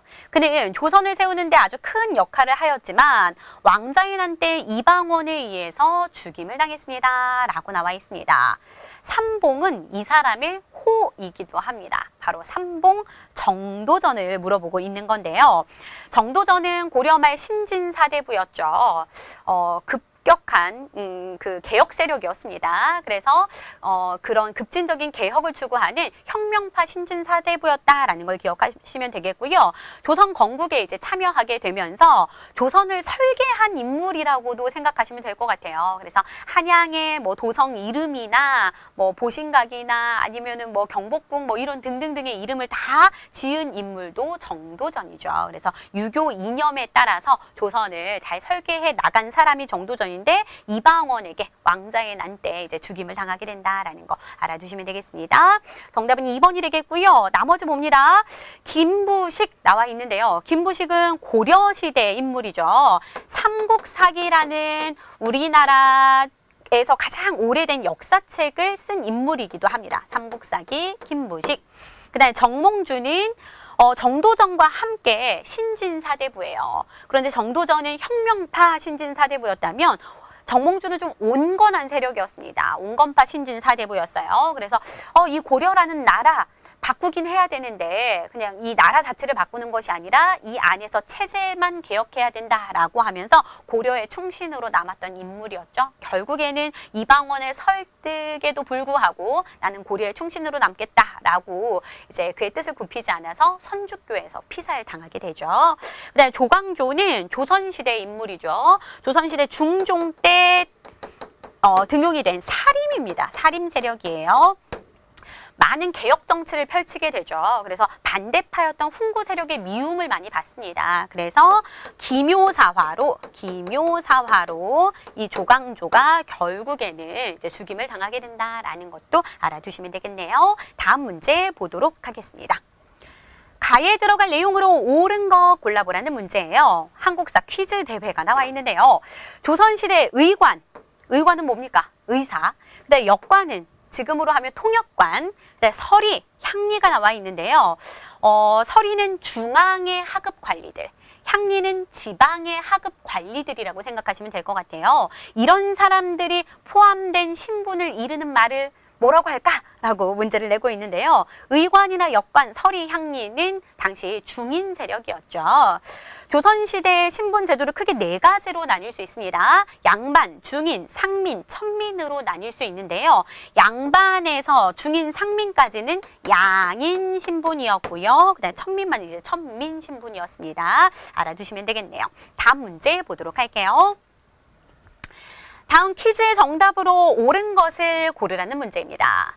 이 지도는 조선 초기에 그려진 세계 지도로 조선과 중국은 물론이고 아프리카와 유럽까지 그려져 있습니다. 어디가 조선이에요? 여기 조선. 크죠? 중국 엄청 큽니다. 그리고 여기 조그맣게 표시된 데가 아프리카 대륙이에요. 그리고 그 위쪽이 유럽입니다.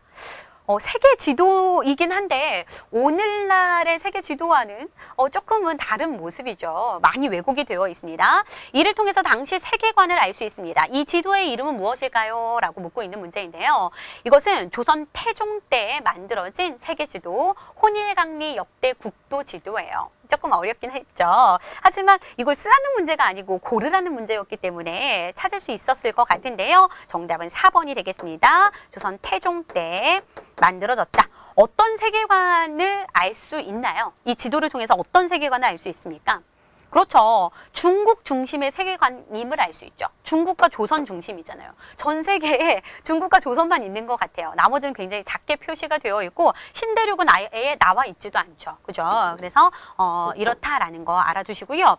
조선 후기에 가면 이제 조선 후기에 가면 고려망국 전도라는 것이 전례가 됩니다. 이것은 마테오 리츠라는 선교사가 제작한 지도인데요. 이 세계 지도는 오늘날 세계 지도와 굉장히 유사합니다. 근데 그게 우리나라에 들어오면서 사람들이 깜짝 놀라는 거예요. 그동안 우리가 알고 있었던 세계와 굉장히 다르구나라고 하면서 중국 중심의 세계관에서 벗어나는 계기가 된 것이 이제 고려망국 전도의 전례이다라는 것도 기억해 두시면 되겠습니다. 이건 조선 후기예요.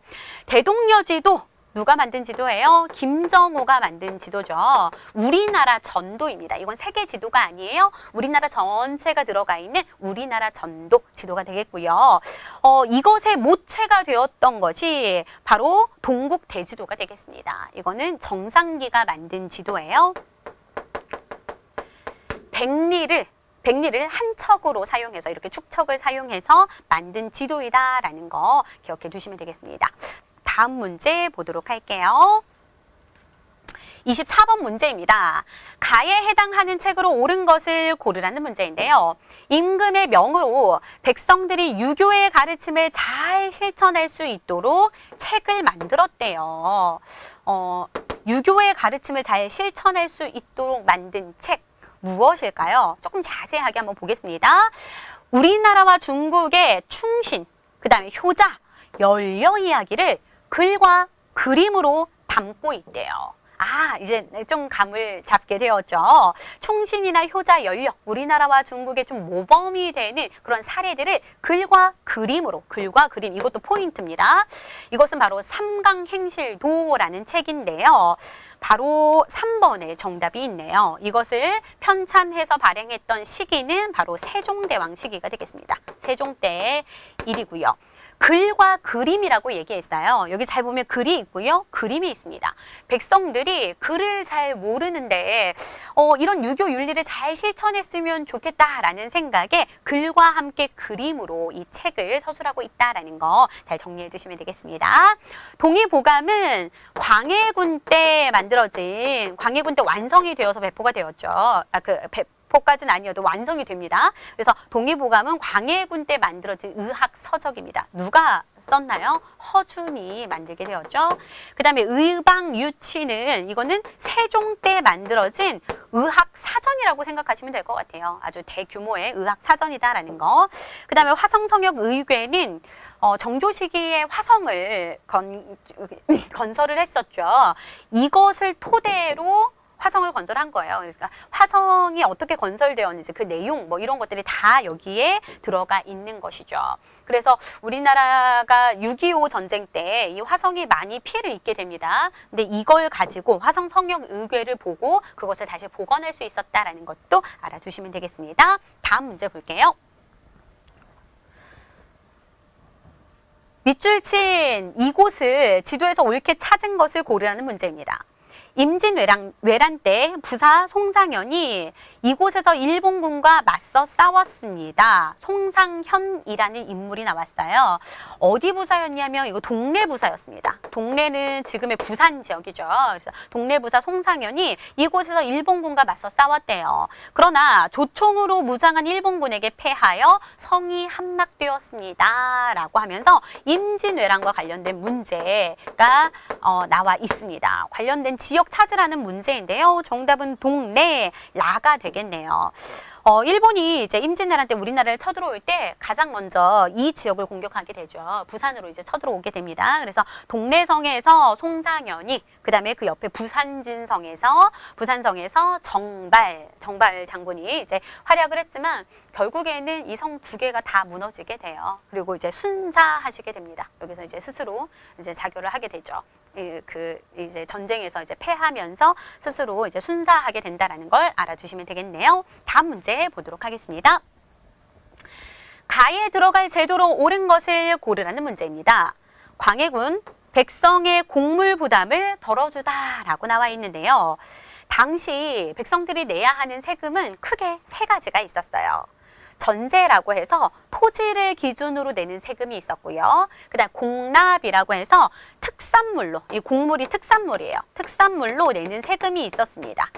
그리고 세 번째는 역이라고 해서 노동력을 납부하는 거예요. 그래서 군역이나 그다음에 요역이라고 해서 국가의 일에 내 노동력을 납부하는, 크게 이제 세 가지로 세금을 내는 방식이 있었는데요. 이건 두 번째, 지금 공납에 관련된 이야기입니다. 각 지역의 특산물을 세금으로 내는데 어떤 피해가 있었냐면요. 방납의 폐단이라는 그런 피해가 있었습니다. 예를 들자면 이게 지금 광해군 시기니까 전쟁 이후예요. 임진왜란 이후입니다. 임진왜란 이후에 굉장히 국토가 황폐화되어서 특산물이 많이 나지 않는 상태였어요. 근데 국가에서 이제 이것을 요구하니까 제대로 낼 수가 없는 거죠. 그래서 백성들이 국가에 제대로 내지 못하자 중간에 관리들이 그럼 우리가 먼저 대신 사서 정부에다가 국가에다가 내줄 테니까 나중에 그럼 니네가 우리한테 주면 되겠다. 여기서 먼저 선납을 해준다라는 거예요. 먼저 대납을 먼저 해준다라는 겁니다. 근데 예를 들어서 뭐 사과 한 상자를 바쳤다면 이 백성들한테는 사과 한 두세 상자를 받는 거죠. 더 플러스 해가지고. 그래서 여기 그러니까 하나를 냈다면 뭐 2배, 3배까지 받게 되는 겁니다. 그게 바로 이제 방납의 폐단이에요. 심지어는 이 지역에서 나지 않는 것들, 내륙 지역이면 생선 구하기 굉장히 힘들죠. 근데 그런 것들을 요구하게 되면서 이 관리들이 중간에서 엄청난 그런 부를 착취하게 되는 거죠. 그래서 이런 것들이 이제 방납의 폐단이라고 할 수 있겠는데요. 이것을 막고 임진왜란 이후 생활이 어려워진 백성들을 위해서 곡물로 특산물을 내는 것 대신에 곡물 말고 특산물로 내는 거 말고 쌀이나 돈이나 옷감 이것들로 세금을 납부하게 하는 이 제도를 실시하게 된대요. 그 제도는 무엇입니까? 바로 대동법이죠. 그러니까 대동법을 한마디로 정리하면 특산물 대신에 쌀이나 돈이나 옷감으로 토지를 기준으로 해서 무엇을 기준으로 해서? 토지를 기준으로 해서 세금을 납부하는 제도입니다. 그러니까 토지가 많은 가구는 많이 내야 돼요, 세금을. 토지가 적은 집은 적게만 내도 되는 거예요. 그래서 토지를 많이 가진 양반 지주들이 반대를 하는 거죠. 이거 대동법 안 됩니다. 그래서 전국적으로 실시가 되는 데는 100년이라는 시간이 걸린다는 것도 알아두시면 좋을 것 같습니다. 광해군 때 경기도 지역에서 처음으로 이제 시행이 된 겁니다. 대동법과 관련된 얘기였고요. 사창제, 호패법, 호포제가 나와 있는데 이 두 가지는 다 흥선대원군과 관련이 있는 거죠. 간단하게 정리를 하면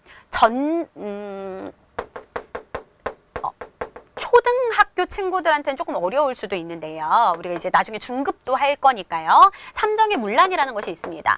세금 걷는 제도의 문란함이라고 생각하시면 돼요. 그래서 세금 걷는 제도에 뭐 전정, 군정, 이건 준세금화된 환곡 이런 것들이 있습니다. 근데 이게 너무 문란하자 세금 걷는 제도에 많은 부정과 비리, 막 수탈 이런 것들 때문에 농민들이 굉장히 힘들어했다라는 거예요. 그러자 흥선대원군 때 이것을 바꾸어 주게 됩니다. 개혁을 하게 되는 거예요. 이거는 토지와 관련된 문란함, 토지를 기준으로 세금을 거두는데 더 많은 세금을 거두는 거죠. 부가세 같은 것을 붙여서. 그래서 흥선대원군이 양전 사업을 통해서 토지 조사 사업을 다시 하는 거예요. 그래서 숨어있는 토지에 세금을 붙이고 이렇게 개혁을 하려고 했다라는 거 알아두시고요. 군정은 군역에 대한 문란입니다. 군포를 내야 되는데 뭐 죽은 사람한테도 군포를 매기고 그다음에 어린아이한테도 군포를 매기고 이런 일들이 비일비재했어요. 그래서 흥선대원군 때 호포제를 실시하게 됩니다. 호포제는 양반들에게도 군포를 부과하는 제도예요. 양반들에게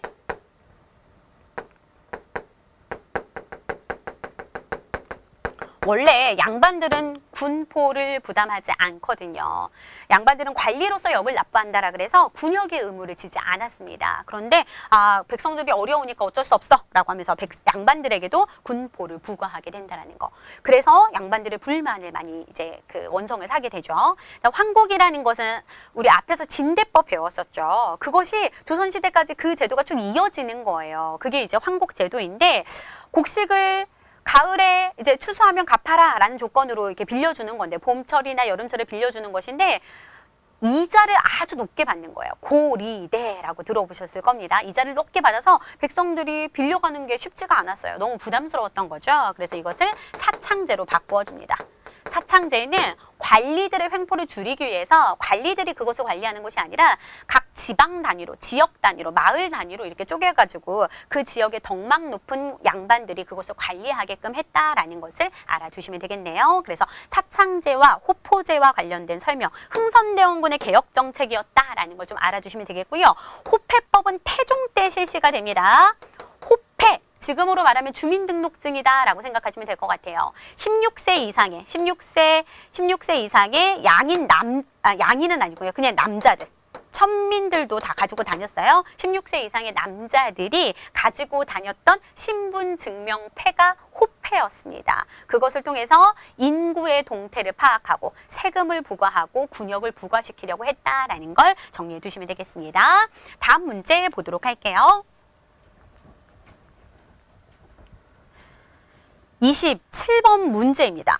가에 들어갈 문화유산으로 옳은 것을 고르라는 문제인데요. 보겠습니다. 박제가가 쓴 책이래요. 청에 다녀와서 보고 들은 것을 정리한 책으로 수레나 벽돌, 수차 등을 사용하자라고 장려를 했대요. 또 생산을 늘리기 위해서는 소비의 중요성을 강조하고 있다라고 얘기하고 있습니다. 박제가가 쓴 책 고르라는 건데요. 박제가는 중상학파 실학자였죠. 중상학파, 다른 말로는 북학파 실학자라고 할 수 있겠는데요. 청에 다녀와서 청에 선진된 문물들 이런 것들 우리가 도입하자, 받아들이자라고 하면서 책을 쓴 거예요. 우리나라에서 지역마다 물가 차이가 굉장히 많은데, 그리고 또 지역마다 어디는 있는데 이 지역에는 없는 것들이 많다라는 거죠. 예를 들어서 뭐 생선 같은 것들이 해안가에서는 구하기 쉽지만 내륙 지역에서는 되게 구경하기가 힘든 것처럼 이렇게 유통이 되지 않아서 이런 문제들이 발생한다라는 거예요. 생선이 많은 지역은 생선값이 싸지만 생선이 없는 내륙 지역에서는 생선이 너무너무 비싸다라는 거죠. 그래서 수레나 벽돌, 수차 등 이런 그런 교통수단을 사용해서 유통을 활발하게 해야 된다라는 것을 주장하게 되고요. 그 다음에 절약도 중요하지만 절약만이 능사가 아니라는 거예요. 소비를 강조하고 있습니다. 이 소비라는 것은 뭐냐면 생산의 바탕이 되는 것이기 때문에 중요하다라고 얘기하고 있거든요. 예를 들어서 사람들이 비단 옷을 좋아하지 않으면 비단 짜는 사람들이 어떻게 되겠어요? 비단을 안 짜게 되겠죠? 그럼 비단 짜는 기술이 쇠퇴하게 된다는 거예요. 사람들이 좋은 도자기를 숭상하지 않으면 도자기를 안 만들겠죠? 그럼 도자기 만드는 기술이 쇠퇴하게 된다는 거예요. 즉 우리가 적정하게 소비를 해줘야 생산이 증진된다. 또 그로 인해서 기술이 발전한다라는 것을 얘기하고 있는 겁니다. 박제가가 쓴 책 바로 북학의라는 책이 되겠네요. 정답은 2번이 되겠습니다. 발해고는 유득공이라는 실학자가 쓴 책이죠. 발해에 대해서 고, 생각할 고예요. 생각해본다라는 겁니다. 그래서 발해가 우리 민족의 역사다라는 것을 주장하면서 밑에 통일신라가 있었고 그 시기에 위쪽에 발해가 있었죠. 이 시기를 통일신라 시대라고 부르면 안 되고 남국과 북국이 있는 시대다라고 하면서 남북국 시대라는 용어를 사용하기도 해요. 남북국 시대. 이 시대가 남북국 시대이다라는 것을 얘기한 사람이 바로 유득공이다라는 거 알아두시고요. 그다음 북학이 얘기했고 목민심서는 중농학파 실학자 정약용이 쓴 책입니다. 정약용. 목민관들. 그러니까 지방관들을 얘기하는 거예요. 지방관들이 지켜야 할 덕목들, 지침들 이런 것들을 여기에서 얘기하고 있습니다. 자산어보는 정약용의 형입니다. 정약전이 쓴 책인데요. 이 집안 사람 정약전 이 사람이 쓴 건데요. 이 집안 사람들이 굉장히 다 똑똑했어요. 그러니까 정약용도 죽을 때까지 500여 권이 넘는 책들을 다 집필을 했었거든요. 근데 정약전도 굉장히 많은 책들을 썼는데 그 중에서 자산어보라는 책은요. 둘 다 천주교 신자여서 유배를 당했습니다. 이 정약전은 흑산도라는 전라도 이 섬에 유배가 되었는데요. 그러니까 밥 먹고 맨날 할 수 있는 일들이 없으니까 그 주변에 있는 물고기들, 이런 해양 생물들을 관찰하는 거예요. 그래서 그와 관련된 서적을 쓴 거죠. 해양생물학서라고 이제 생각하시면 될 것 같습니다. 오늘날에도 굉장히 아주 큰 도움이 되고 있는 책이라고 하죠.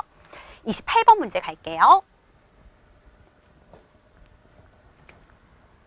가에 들어갈 내용으로 옳은 것을 고르라는 문제입니다. 영조의 업적을 알려주세요. 조선 후기 임금이죠.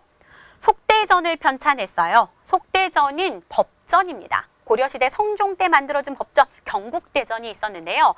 이것이 이제 시대가 지나면서 이것을 뭐 수정할 내용도 있는 거고 뺄 내용, 추가할 내용들이 있을 거 아니에요. 그래서 경국대전에 대한 속편으로 만든 대전이다, 법전이다라는 거 알아두시면 되겠고요. 균역법을 실시했어요. 균역법이라는 것은 백성들이 군대에 안 가는 대신에 포를 납부했습니다. 군포, 옷감을 납부했는데요. 그것을 두 필에서 1년에 두 필씩 내야 됐는데 그것을 한 필로 줄여준 제도가 균역법이에요. 백성들의 부담을 덜어주기 위해서. 그 다음에 또 그거 말고도 실시한 정책을 찾아보라는 겁니다. 탕평비를 건립했어요. 정답이 1번이네요. 이 정조와 영조는요. 영조, 정조는 탕평책이라는 것을 실시했습니다. 탕평책. 당시 이제 붕당으로 인해서 서인, 동인 이렇게 해가지고 막 싸우고 있는 상태였거든요. 근데 여러 이 붕당들을 골고루 등용하겠다라는 거예요. 이제 한쪽의 붕당만, 한 편만 등용시키는 것이 아니라 여러 붕당을 골고루 등용하겠다라는 것이 탕평책입니다. 그 의지를 밝힌 비석이 이제 탕평비가 되는 거죠.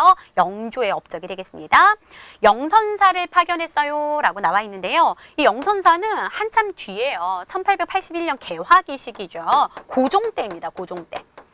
고종이 영선사를 청나라에 파견하게 되는데요. 청나라의 그런 무기 만드는 기술, 그 다음에 군사를 훈련하는 기술 이런 것들을 보고 배우도록 했던 그런 뭐 유학생들이나 사신단들을 보내게 됐는데요. 그 사람들이 이제 영선사입니다. 고종식이고요. 집현전을 설치했어요. 이것은 이제 세종의 업적으로 생각해 주시면 좋을 것 같아요. 물론 그 전에도 집현전은 있었지만 이것을 이제 활발하게 이제 운영했던 시기 세종 때가 되겠습니다. 학문 연구기관이었죠. 별기군을 창설했어요. 별기군은 역시 고종 때입니다. 1881년에 만들어진 신식 군대예요. 이것도 역시 개화기 시대였고요. 개화기 시기에 일본 교관 밑에서 근대적인 무기를 가지고 훈련받는 신식 군대였다라는 걸 기억해 두시면 되겠습니다. 다음 문제 볼게요.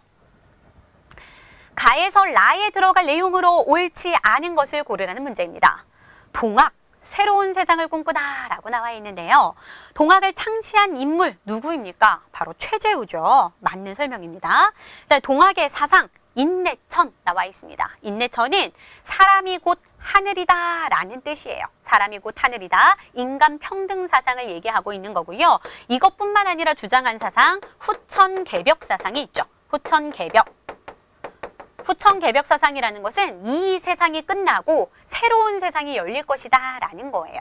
그 다음에 경전에 동경대전 나와 있는데 동학의 경전 맞죠? 동경대전. 그리고 포교 활동을 하기 위해서 가사집을 만드는데요. 그 가사집의 이름은 용담유사였습니다. 그건 이제 최재우 때 만들어진 게 아니고요. 이대 교주 최시형 때 동경대전 용담유사가 만들어진다라는 거 기억해 두시고요. 주요 사건 묘청에 나와 있는데요. 동학은 조선 후기에 등장한 종교죠. 조선 후기. 서학, 천주교에 대항하기 위해서 뭐 유교, 불교, 도교, 민간신앙 이런 것들을 융합해가지고 만든 종교예요. 서학에 대항하기 위해서. 그런데 이 묘청에 나는 어느 시기입니까? 고려시대예요. 고려시대 우리나라가 금과 그 이자겸 정권 들어봤을 겁니다. 이자겸 정권에서 문벌 귀족 세력들이 금나라의 4대 정책을 취하게 되자. 금나라를 우리가 이제 쳐부셔야 될 대상이 아니고 우리가 이제 걔네들하고 이제 사대를 해야 된다라고 주장한 것에 이제 불만을 품고 묘청이 서경으로 천도하자라는 서경 천도 운동을 추진하게 되는 거죠. 당시 수도는 개경이었습니다. 근데 서경이 평양이죠. 서경으로 천도하자라는 운동을 벌이게 돼요.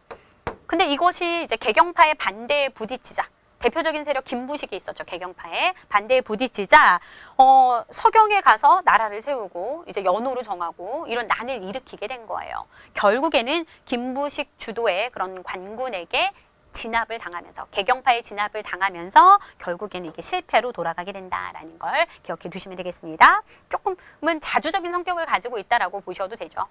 금나라의 사대하는 것에 반대한 그런 성격을 띠고 있으니까요. 다음 문제 보도록 하겠습니다. 그래서 관련 없는 것은 라가 되겠네요. 30번 문제입니다. 가에 들어갈 내용으로 가장 적절한 것을 고르라는 문제입니다. 풍속화가 나와 있고요. 그 다음에 한글 소설, 그다음 민화가 나와 있습니다. 풍속화, 한글 소설, 민화, 그 다음에 뭐 판소리, 사설시조 이런 것들 나오면 아 이거 조선 후기에 유행한 서민 문화구나라는 거 알고 계셔야 돼요. 또 이것들은 이렇게 사진, 그림으로 많이 나오니까 그림과 함께 기억해 두시면 되겠습니다. 김홍도의 씨름도고요. 이거는 한글 소설 춘향전. 그리고 민화는 이제 조선 후기에 유행한 실용적인 그림이에요. 주로 이제 이름 없는 그런 작가들이 많이 그렸다라고 하는데, 자코도의 모습입니다. 호랑이와 까치가 표시가 되어 있죠. 서민들의 그런 소망, 행복해지고 싶은 소망, 건강하게 살고 싶은 소망, 이런 것들을 담은 그림이다라고 생각하시면 되겠습니다. 조선 후기에 발달한 서민문화. 이 서민문화가 발달하게 된 배경도 좀 알고 계시면 좋아요. 조선 후기에 상공업이 발달하게 되고, 그 다음에 농업 생산력이 증대가 되면서 서민들의 그런 그 여유가 생기는 거죠. 경제적인 여유가 생기는 거고, 그 다음에 서당 이런 것들이 보급이 되면서 그런 서민들이 그 문화에 대한 그런 욕구가 있었다라는 걸 좀 알아두시면 되겠습니다. 그래서 서민 문화가 조선 후기에 발달하게 된다라는 거 3번이 정답이 되겠네요. 다음 문제 풀어보도록 하겠습니다. 자, 이제 31번 문제 풀어보도록 하겠습니다. 다음 자료에 대한 탐구 활동으로 가장 적절한 것을 골라보라는 문제인데요. 어제연 장군의 수자기가 나와 있습니다.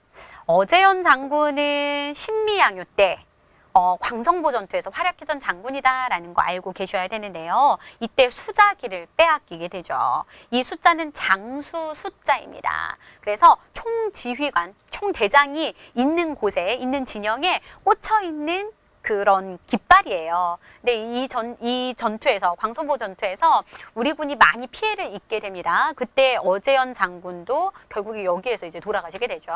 그때 이제 미군이 전리품으로 이걸 가져갔었어요. 수자기를 빼앗아 갔는데 나중에 돌려줬다라는 이야기가 나오죠. 신미양요 때 미군에게 빼앗긴 숫자가 쓰여있는 어제연 장군의 깃발이 2007년 우리나라에 돌아왔다. 이와 관련된 내용 한번 골라볼게요.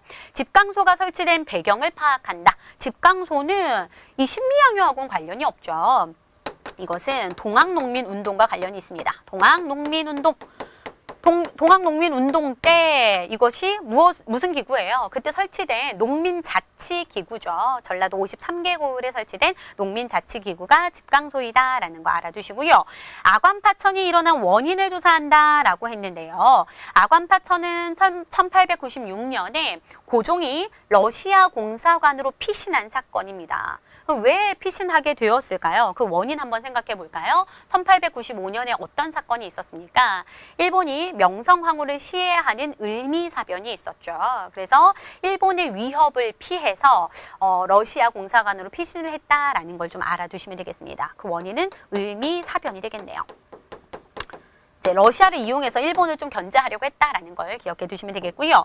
제너럴 셔모노 사건의 영향을 살펴본다라고 나와 있는데 제너럴 셔모노 사건 이것이 바로 신미양요와 관련이 있죠. 제너럴 셔모노 사건 때문에 신미양요가 일어나게 된 겁니다. 미국의 상선이었어요. 제너럴 셔모노가 평양 근처에 와서 우리와 통상을 요구하게 됩니다. 그러자 이 과정에서 이제 마찰이 있었고 결국에는 평양 그런 군민에게 이제 불화살 공격을 맞고 결국에는 이 제너럴 셔모노가 불타게 되죠. 그래서 침몰하게 됩니다. 그것 때문에 미국이 쳐들어온 게 신미양요예요. 알겠죠? 그래서 정답은 3번이고요. 강화도 조약의 불평등한 조항을 알아본다. 우리나라의 최초의 근대적 조약이자 불평등 조약인 강화도 조약. 불평등 조약의 내용이 뭐였습니까? 치외법권. 외국 사람이, 일본 사람이 우리나라에서 잘못을 저질러도 우리나라 법에 의거해서 심판하는 것이 아니라 그 나라 법에 의거해서 심판받는다라는 거예요. 그 다음에 해안 측량권. 우리나라 해안을 그들 마음대로 측량할 수 있는 권한을 가져가게 됩니다. 이 두 가지 내용이 불평등 조약의 내용이다라는 거 알아두시면 되겠습니다. 다음 문제 볼게요. 가해에 대한 설명으로 옳은 것을 고르라는 문제입니다. 독립공채를 발행하고요. 연통제를 실시합니다. 그다음에 건국강령을 발표하고요. 한국광복군이 창설이 되었대요. 무엇과 관련된 내용인가요? 대한민국 임시정부와 관련된 내용이네요. 대한민국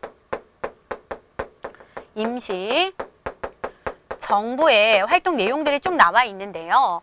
독립공채는 무엇입니까? 이제 우리나라가 독립을 하면 이제 이 공채를 발행한 다음에 우리나라가 독립을 하면 그것을 갚아주겠다라고 하면서 독립공채를 발행하게 된 거죠. 연통제는 비밀 연락망입니다. 비밀 연락 조직망이고 그 다음에 건국강령, 대한민국 임시정부의 건국강령이 발표되고요. 한국광복군은 대한민국 임시정부의 군대라고 생각하시면 되겠습니다. 1940년에 만들어졌죠. 상하이에서 수립되었다. 맞네요. 대한민국 임시정부 상하이에서 1919년에 3.1운동 이후에 조직이 되었다라는 거, 수립이 되었다라는 거 알아두시면 되겠고요. 나중에 상하이에서 충칭 지역으로 이동하게 된다라는 것도 기억해 두시면 좋겠습니다. 대성학교를 설립하였다. 대성학교, 오산학교, 이것은 다 신민회의 활동이죠. 신민회가 민족 교육을 위해서 설립한 학교인데요. 대성학교를 설립한 인물은 안창호 선생이 되겠습니다. 군국기무처를 설치하였다. 군국기무처는 갑오개혁 때 갑오개혁 추진기구가 되겠습니다. 갑오개혁과 관련이 있죠. 그 다음에 대한매일신보를 발행하였다. 대한매일신보라는 그 신문을 발행한 건 영국인 베델, 그 다음에 우리나라 뭐 양기탁 이런 인물들 기억하시면 좋을 것 같습니다. 이 대한매일신보가 그런 반일, 일본에 반대하는 그런 의병항쟁이나 그다음에 국채보상운동이나 이런 것들을 굉장히 많이 지원했던 신문사예요. 그러니까 다른 신문사도 그런 민족운동, 뭐 항일운동 그와 관련된 기사를 막 쓰거나 하면 많이 탄압을 받았습니다. 그런데 이 대한매일신보는 영국인 베델이 발행인으로 있었기 때문에 함부로 일본도 건들지 못했어요. 왜냐? 당시 영국과 일본은 영일 동맹을 맺은 상태였거든요. 그래서 그것을 이용해서 항일 그런 기사들이 많이 이제 나오게 된다라는 거 기억해 두시면 되겠습니다. 다음 문제 볼게요. 가에서 달을 일어난 순서대로 옳게 나열한 것을 묻고 있는 문제입니다. 일제강점기 민족운동이 나와 있는데요. 3.1운동, 60만세운동, 광주학생 항일운동이 나와 있습니다. 3.1운동은 연도 좀 아셔야 됩니다. 아이고 3.1운동 했는데요. 아이고 1919년이에요. 아이고 3.1운동. 우리 그 일제강점기 중에서 최대 규모의 독립운동이었다라고 얘기했어요. 이게 전국 각지뿐만 아니라 해외에 있는 우리 동포까지 퍼져서 이런 독립운동, 만세운동이 일어나게 된 거고요. 60만세운동은 1926년에 일어난 만세운동입니다. 3.1운동이 고종의 장래일 때 일어난 그 시기에 일어난 운동이라면 60만세운동은 순종의 장래일 때 순종의 인산일이라고 표현을 하죠. 장래일을 순종의 인산일 때 그 시점을 기해서 일어난 운동이 60만세운동이 되겠습니다. 그 다음에 광주학생 항일운동은 1929년이죠. 광주 지역에서 광주에서 나주간 그 통학 열차에서 일본 남학생이 이 조선 여학생을 건드렸죠. 막 희롱했죠. 그것을 계기로 해서 이제 한방 붙게 됩니다. 학생들 간에. 그것이 이제 시민들에게까지 확산이 된 운동인데요. 60만세 운동과 광주학생 항일운동의 공통점은 학생 주도로 이루어졌다라는 거. 물론 3.1운동 때에도 학생들이 큰 활약을 하긴 합니다. 근데 특히 이것은 학생 주도로 이루어졌다라는 거 좀 잘 기억해 두시면 좋을 것 같습니다. 식민지 교육, 민족 차별 이런 것들에 반대해서 일어난 운동이기도 하죠. 정답은 순서대로 가, 나, 다의 순서가 되겠네요. 다음 문제 볼게요. 가에 들어갈 신문으로 옳은 것을 고르라는 문제입니다. 남궁옥이 발행인으로 참여했대요. 잘 몰라도 됩니다. 특기사항을 보면 을사늑약의 체결의 그 부당성을 비판하는 시일야 방성대곡을 게재했다. 이게 중요한 포인트가 될 수 있겠죠. 시일야 방성대곡 무엇입니까? 이날을 목노아 우노라라는 뜻이에요. 을사늑약 1905년에 을사늑약으로 우리나라의 외교권을 빼앗기게 되죠. 그리고 통감부를 설치해서 우리나라 내정을 간섭하려고 하자 장지연이라는 인물이요. 황성신문에 게재한 논설입니다. 항일 논설이에요. 그래서 이날을 목 놓아 오너라라는 항일 논설을 황성신문에 게재하게 된다라는 거 알아두시면 되겠습니다. 정답은 4번이고요.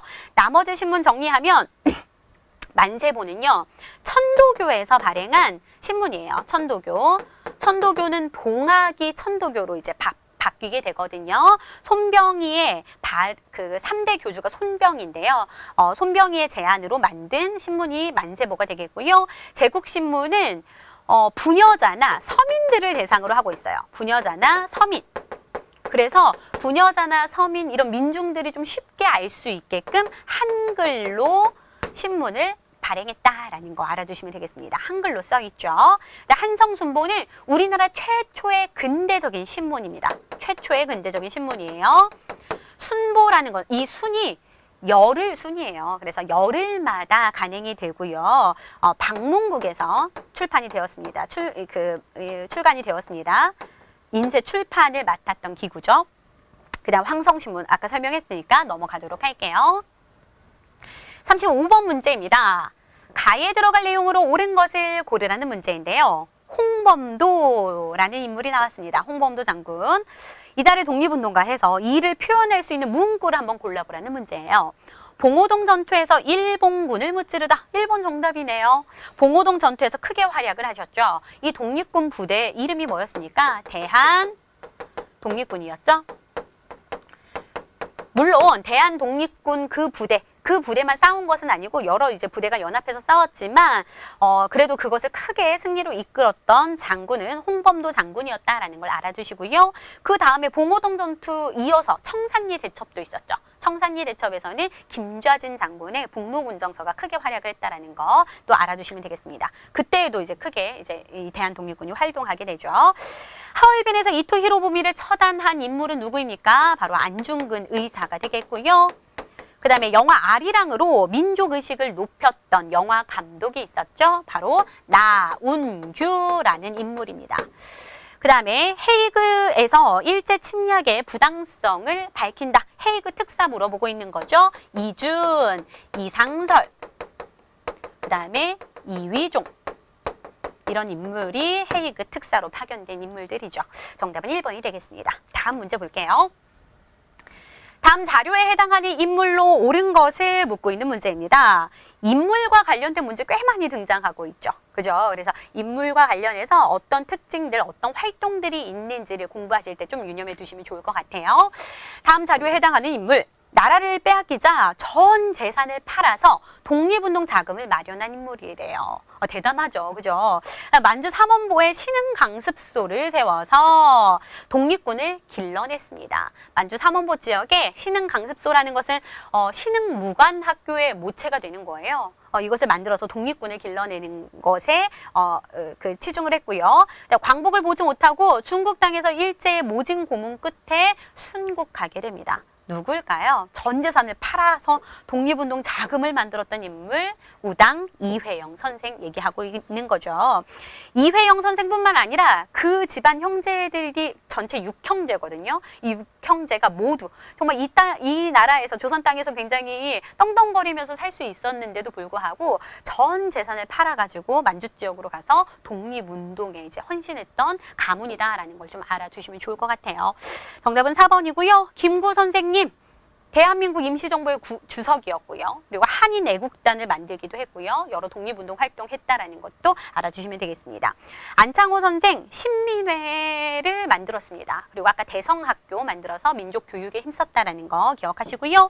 이봉창은 한인 애국단 소속이었습니다. 김구 선생이 만든 한인 애국단의 소속 단원 이봉창 의사와 윤봉길 의사가 있다라는 거. 봉브라더스죠. 이름에 봉이 들어가요.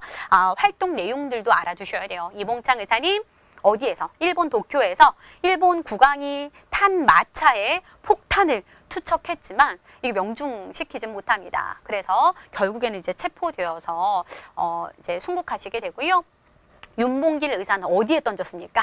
저기 상하이 훈커우 공원에 던지게 되죠. 아주 좀 큰 활약을 하게 됩니다. 거기서 많은 사상자가 있었죠. 둘 다 한인 애국단 소속이었다라는 거 알아두시고요. 이회영 선생 설명했으니까 넘어가도록 할게요. 37번 문제입니다. 가단체의 활동으로 옳은 것을 묻고 있는 문제인데요. 미국에서 돌아온 서재필은 독립신문을 창간하고 이것을 설립한 후에 자주 독립을 상징하는 독립문을 세웠습니다. 라고 얘기하고 있습니다. 서재필이 만든 단체가 무엇인지를 묻고 있는 문제예요. 바로 독립협회죠.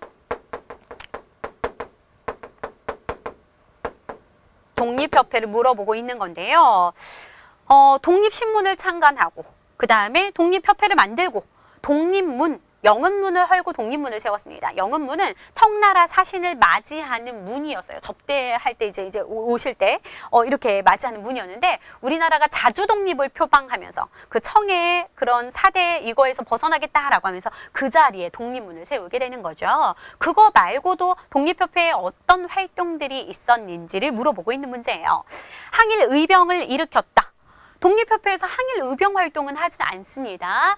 항일 의병 활동은 맞서 싸우자라는 것인데 이 독립협회에서는 그런 국민들의 주권이나 아니면 자유민권이나 자강개혁 이런 것들에 힘썼던 단체가 독립협회죠. 항일 의병에는 을미의병, 을사의병, 정미의병이 있다는 것도 좀 알아두시고요. 어떻게 일어났는지, 어떤 원인으로 일어나게 되었는지 그거 좀 정리해 두셔야 돼요. 중요합니다. 태극서관을 운영하였다라고 나와 있는데요. 태극서관인 신민회의 활동이죠.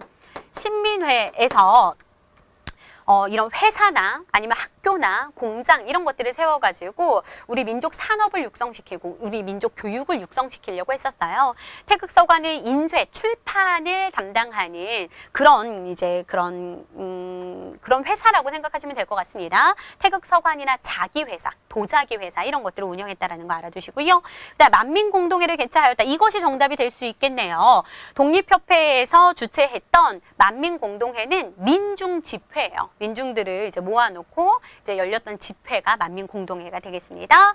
국채보상운동을 주도하였던 건 국채보상기성회가 되겠죠. 대구에서 서상돈을 중심으로 일어나게 되고요. 국채보상기성회라는 조직을 중심으로 이제 퍼져나간다라는 걸 알아두시면 되겠습니다. 다음 문제 보도록 할게요. 다음 회의가 있었던 시기를 연표에서 옳게 고른 것을 묻고 있는 문제입니다. 덕수궁 석조전에서 열렸고요. 모스크바 삼국 외상회의에서 합의한 내용을 미국과 소련이 논의를 하게 되었대요.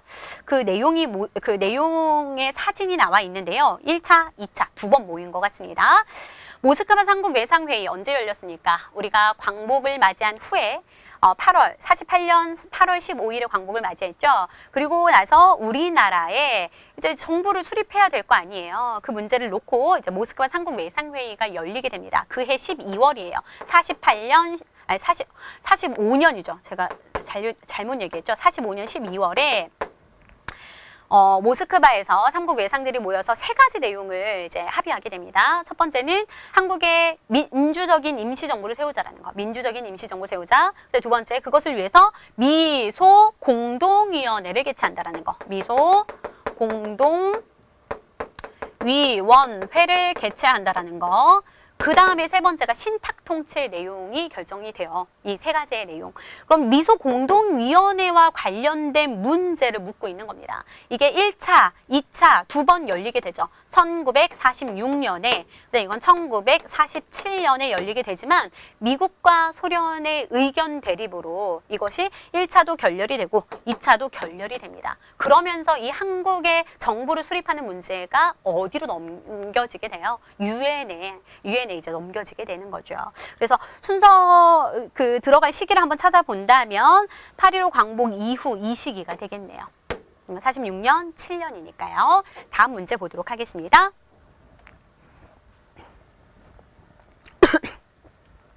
죄송합니다. 가전쟁에 있었던 사실로 옳은 것을 고르라는 문제인데요. 사진으로 보는 땡땡땡땡 해가지고 나와 있습니다. 북한군의 침입, 흥남 철수, 휴전협정 체결이 나왔습니다. 이것만 봐도 아 이거 6.25 전쟁을 얘기하고 있는 거구나 라는 거 감 잡을 수 있겠죠. 6.25 전쟁도 거의 매 시험에서 빠지지 않고 출제가 되고 있는 것 같아요. 6.25 전쟁의 전개 과정을 좀 반드시 알아두셔야 됩니다. 북한군의 남침으로 시작이 되었습니다. 1950년 6월 25일이었죠. 그래서 우리는 준비가 되지 못한 상태에서 쭉 밀리게 되죠. 그래서 낙동강 지역까지 밀리게 되어서 낙동강 방어선을 구축하게 됩니다. 유엔군이 이제 파병을 하게 되었는데 어디로 오게 됩니까? 이제 부산으로 상륙하려고 했었는데 인천으로 상륙하게 되죠. 그게 바로 유명한 인천 상륙 작전이 되겠고요. 북한의 그런 보급로를 차단하고 전후방에서 이제 북한군을 공격하면서 쭉 밀고 올라가게 되죠. 그래서 압록강 유역까지 올라가게 되고요. 우리가 거의 통일을 하는 줄 알았는데 어땠어요? 중국군이 참전을 하게 됩니다. 중국군이 북한군을 도와서 참전하게 되면서 다시 밀리게 되죠. 그러면서 흥남 지역에서 철수하는 사태가 벌어지게 되는 거예요. 이건 1950년 6월 25일이고 이건 1950년 12월에 겨울 지역에 흥남 지역에서 철수를 하게 됩니다. 그러니까 다시 내려오게 되는데 흥남이라는 건 저기 함경도예요. 바닷가, 동해 바닷가 쪽인데 이 지역에서 국군과 그다음에 뭐 그 미군과 그다음에 그 지역의 사람들이 대거 이제 그 배를 타고 부산 지역으로 이동하게 되죠. 영화 국제시장의 첫 장면이기도 합니다. 그 장면이 흥남 철수를 얘기하고 있는 거죠. 그다음에 휴전협정이 1953년 7월 27일에 체결이 된다라는 거 알아두시면 되겠습니다. 그러면 정답은 3번이 되겠고요. 나머지 정리합니다. 베트남의 국군을 파병하였다. 이거 어느 시기예요? 박정희 정부 시기죠. 1960년대에서 70년대 그 사이까지 쭉 있는데요. 파병을 하게 되는데요. 미국의 경제적, 군사적 원조를 지원을 받고 베트남에 우리나라 국군을 파병하게 되는 거죠. 그 다음에 7.4남북 공동성명을 발표한 것도 역시 박정희 정부가 되겠습니다. 이것은 최초의 통일 합의서예요. 그러니까 북한과 남한이 6.25 전쟁 이후에 이제 완전 이렇게 쌩하고 있다가 7.4남북 공동성명으로 처음으로 이제 통일에 관한 합의서를 처음으로 발표하게 된다라는 거. 민족 대단결, 평화, 자주 민족 대단결 그 3대 원칙을 좀 기억하시면 좋겠습니다. 그다음에 청산리에서 김좌진 부대가 승리하였다. 이거 청산리 대첩이 되겠죠. 이것은 2020년에 있었던 일이 되겠습니다. 마지막 문제 볼게요. 다음 자료에 해당하는 민주화 운동으로 옳은 것을 골라보라는 문제입니다. 정부에서 공수부대를 파견해서 차마 입으로는 말할 수 없는 만행을 벌였고요. 광주 시민들은 무차별 학살을 당했습니다. 언론에서는 이 사실을 보도하지 않고 정부 편에 서서 광주 시민들을 폭도로 몰아넣었대요.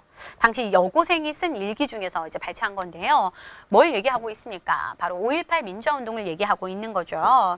요즘 영화 택시 운전사에서 이 5.18 민주화운동을 소재로 이제 영화가 상영이 되고 있었는데요. 당시 신군부에서 정권을 잡은 다음에 이렇게 광주 시민들을 무차별적으로 학살하는 일이 벌어졌습니다. 어디서부터 시작을 해야 될까요? 1979년 10월 26일에 박정희 대통령이 피살당하게 되죠. 그래서 긴 유신 체제가 끝나서 민주주의가 이제 민주화 시대가 열릴 줄 알았어요. 그런데 79년 12월 12일에 신군부의 쿠데타가 이루어지게 됩니다. 신군부라는 건 전두환을 중심으로 한 신군부 세력이 정권을 이제 탈취하게 된 거죠. 그래서 80년대 여기저기에서 그런 민주화 운동이 여기저기서 일어나게 되었고 죄송합니다. 일어나게 되었고 신군부의 퇴진을 요구하면서 5월 18일에 민주화운동이 일어나게 된 거죠. 5월 17일에 전국적으로 계엄령이 내리고 이런 험악한 분위기를 조성을 하자 80년 5월 18일에 민주화운동이 일어나게 된다라는 걸 좀 알아주시면 되겠습니다. 목적은 뭐였겠어요? 그런 신군부의 퇴진을 요구했던 거죠. 그죠? 그걸 알아주시면 되겠습니다. 나머지 한번 볼게요. 다 민주화 운동입니다. 순서도 좀 알아주시면 좋아요. 이거 1960년이고요. 1979년이고요. 이거 1987년이고요. 그 다음에 이거 1980년입니다. 그래서 순서대로 하면 1번, 2번, 3번, 4번이 되겠고요. 4.19 혁명 이승만 정부 때 그 3.15 부정선거를 계기로 4.19 혁명이 일어나게 되었다는 거 알아두셔야 되고요. 그 다음에 부마 항쟁은 부산과 마산 지역의 항쟁을 가리키는 겁니다. 1970년대 박정희 정권의 그런 유신 체제에 반대하면서 유신 독재에 반대하면서 부마 항쟁이 일어나게 된 거죠. 그 다음에 6월 민주항쟁은 전두환 집권 시기 마지막 무렵에 그 국민들이 직접 대통령을 뽑을 수 있게 해줘라 라고 하면서 그걸 요구하면서 대통령 직선제 개헌을 요구하면서 들고 일어난 게 민주화 항쟁이죠. 6월 민주항쟁. 그래서 어떻게 되었습니까? 이 6월 민주항쟁의 결과 대통령을 우리 손으로 직접 뽑을 수 있게 되는 대통령 직선제 개헌이 이루어지게 된다라는 것도 알아두시면 되겠습니다. 네, 여기까지 모든 문제를 풀어봤습니다. 네, 여기까지 36회 한국사능력 검정시험 초급 문제를 모두 풀어봤습니다. 우리 수험생 여러분들 기출문제로 열심히 공부하셔서 다음 시험에서 좋은 결과 있으시길 바라겠고요. 우리 교재에 기출외전이 있습니다. 굉장히 단기간에 효율적으로 학습할 수 있는 교재인데요. 이 교재를 열심히 공부하시면 또 좋은 결과 있으실 것 같습니다. 혼자 공부하시다가 조금 어려우신 분들은요. 오셔서 강의 들어보셔도 좋을 것 같아요. 엠베스트에서 한국사능력 검정시험 중급과 그다음에 초급 강의를 하고 있으니까요. 오셔서 강의 들어보셔도 좋을 것 같습니다. 그럼 저는 다음 회차 해설 강의에서 다시 찾아뵙도록 하겠습니다. 지금까지 엠베스트 한국사 강사 한유진이었습니다. 감사합니다.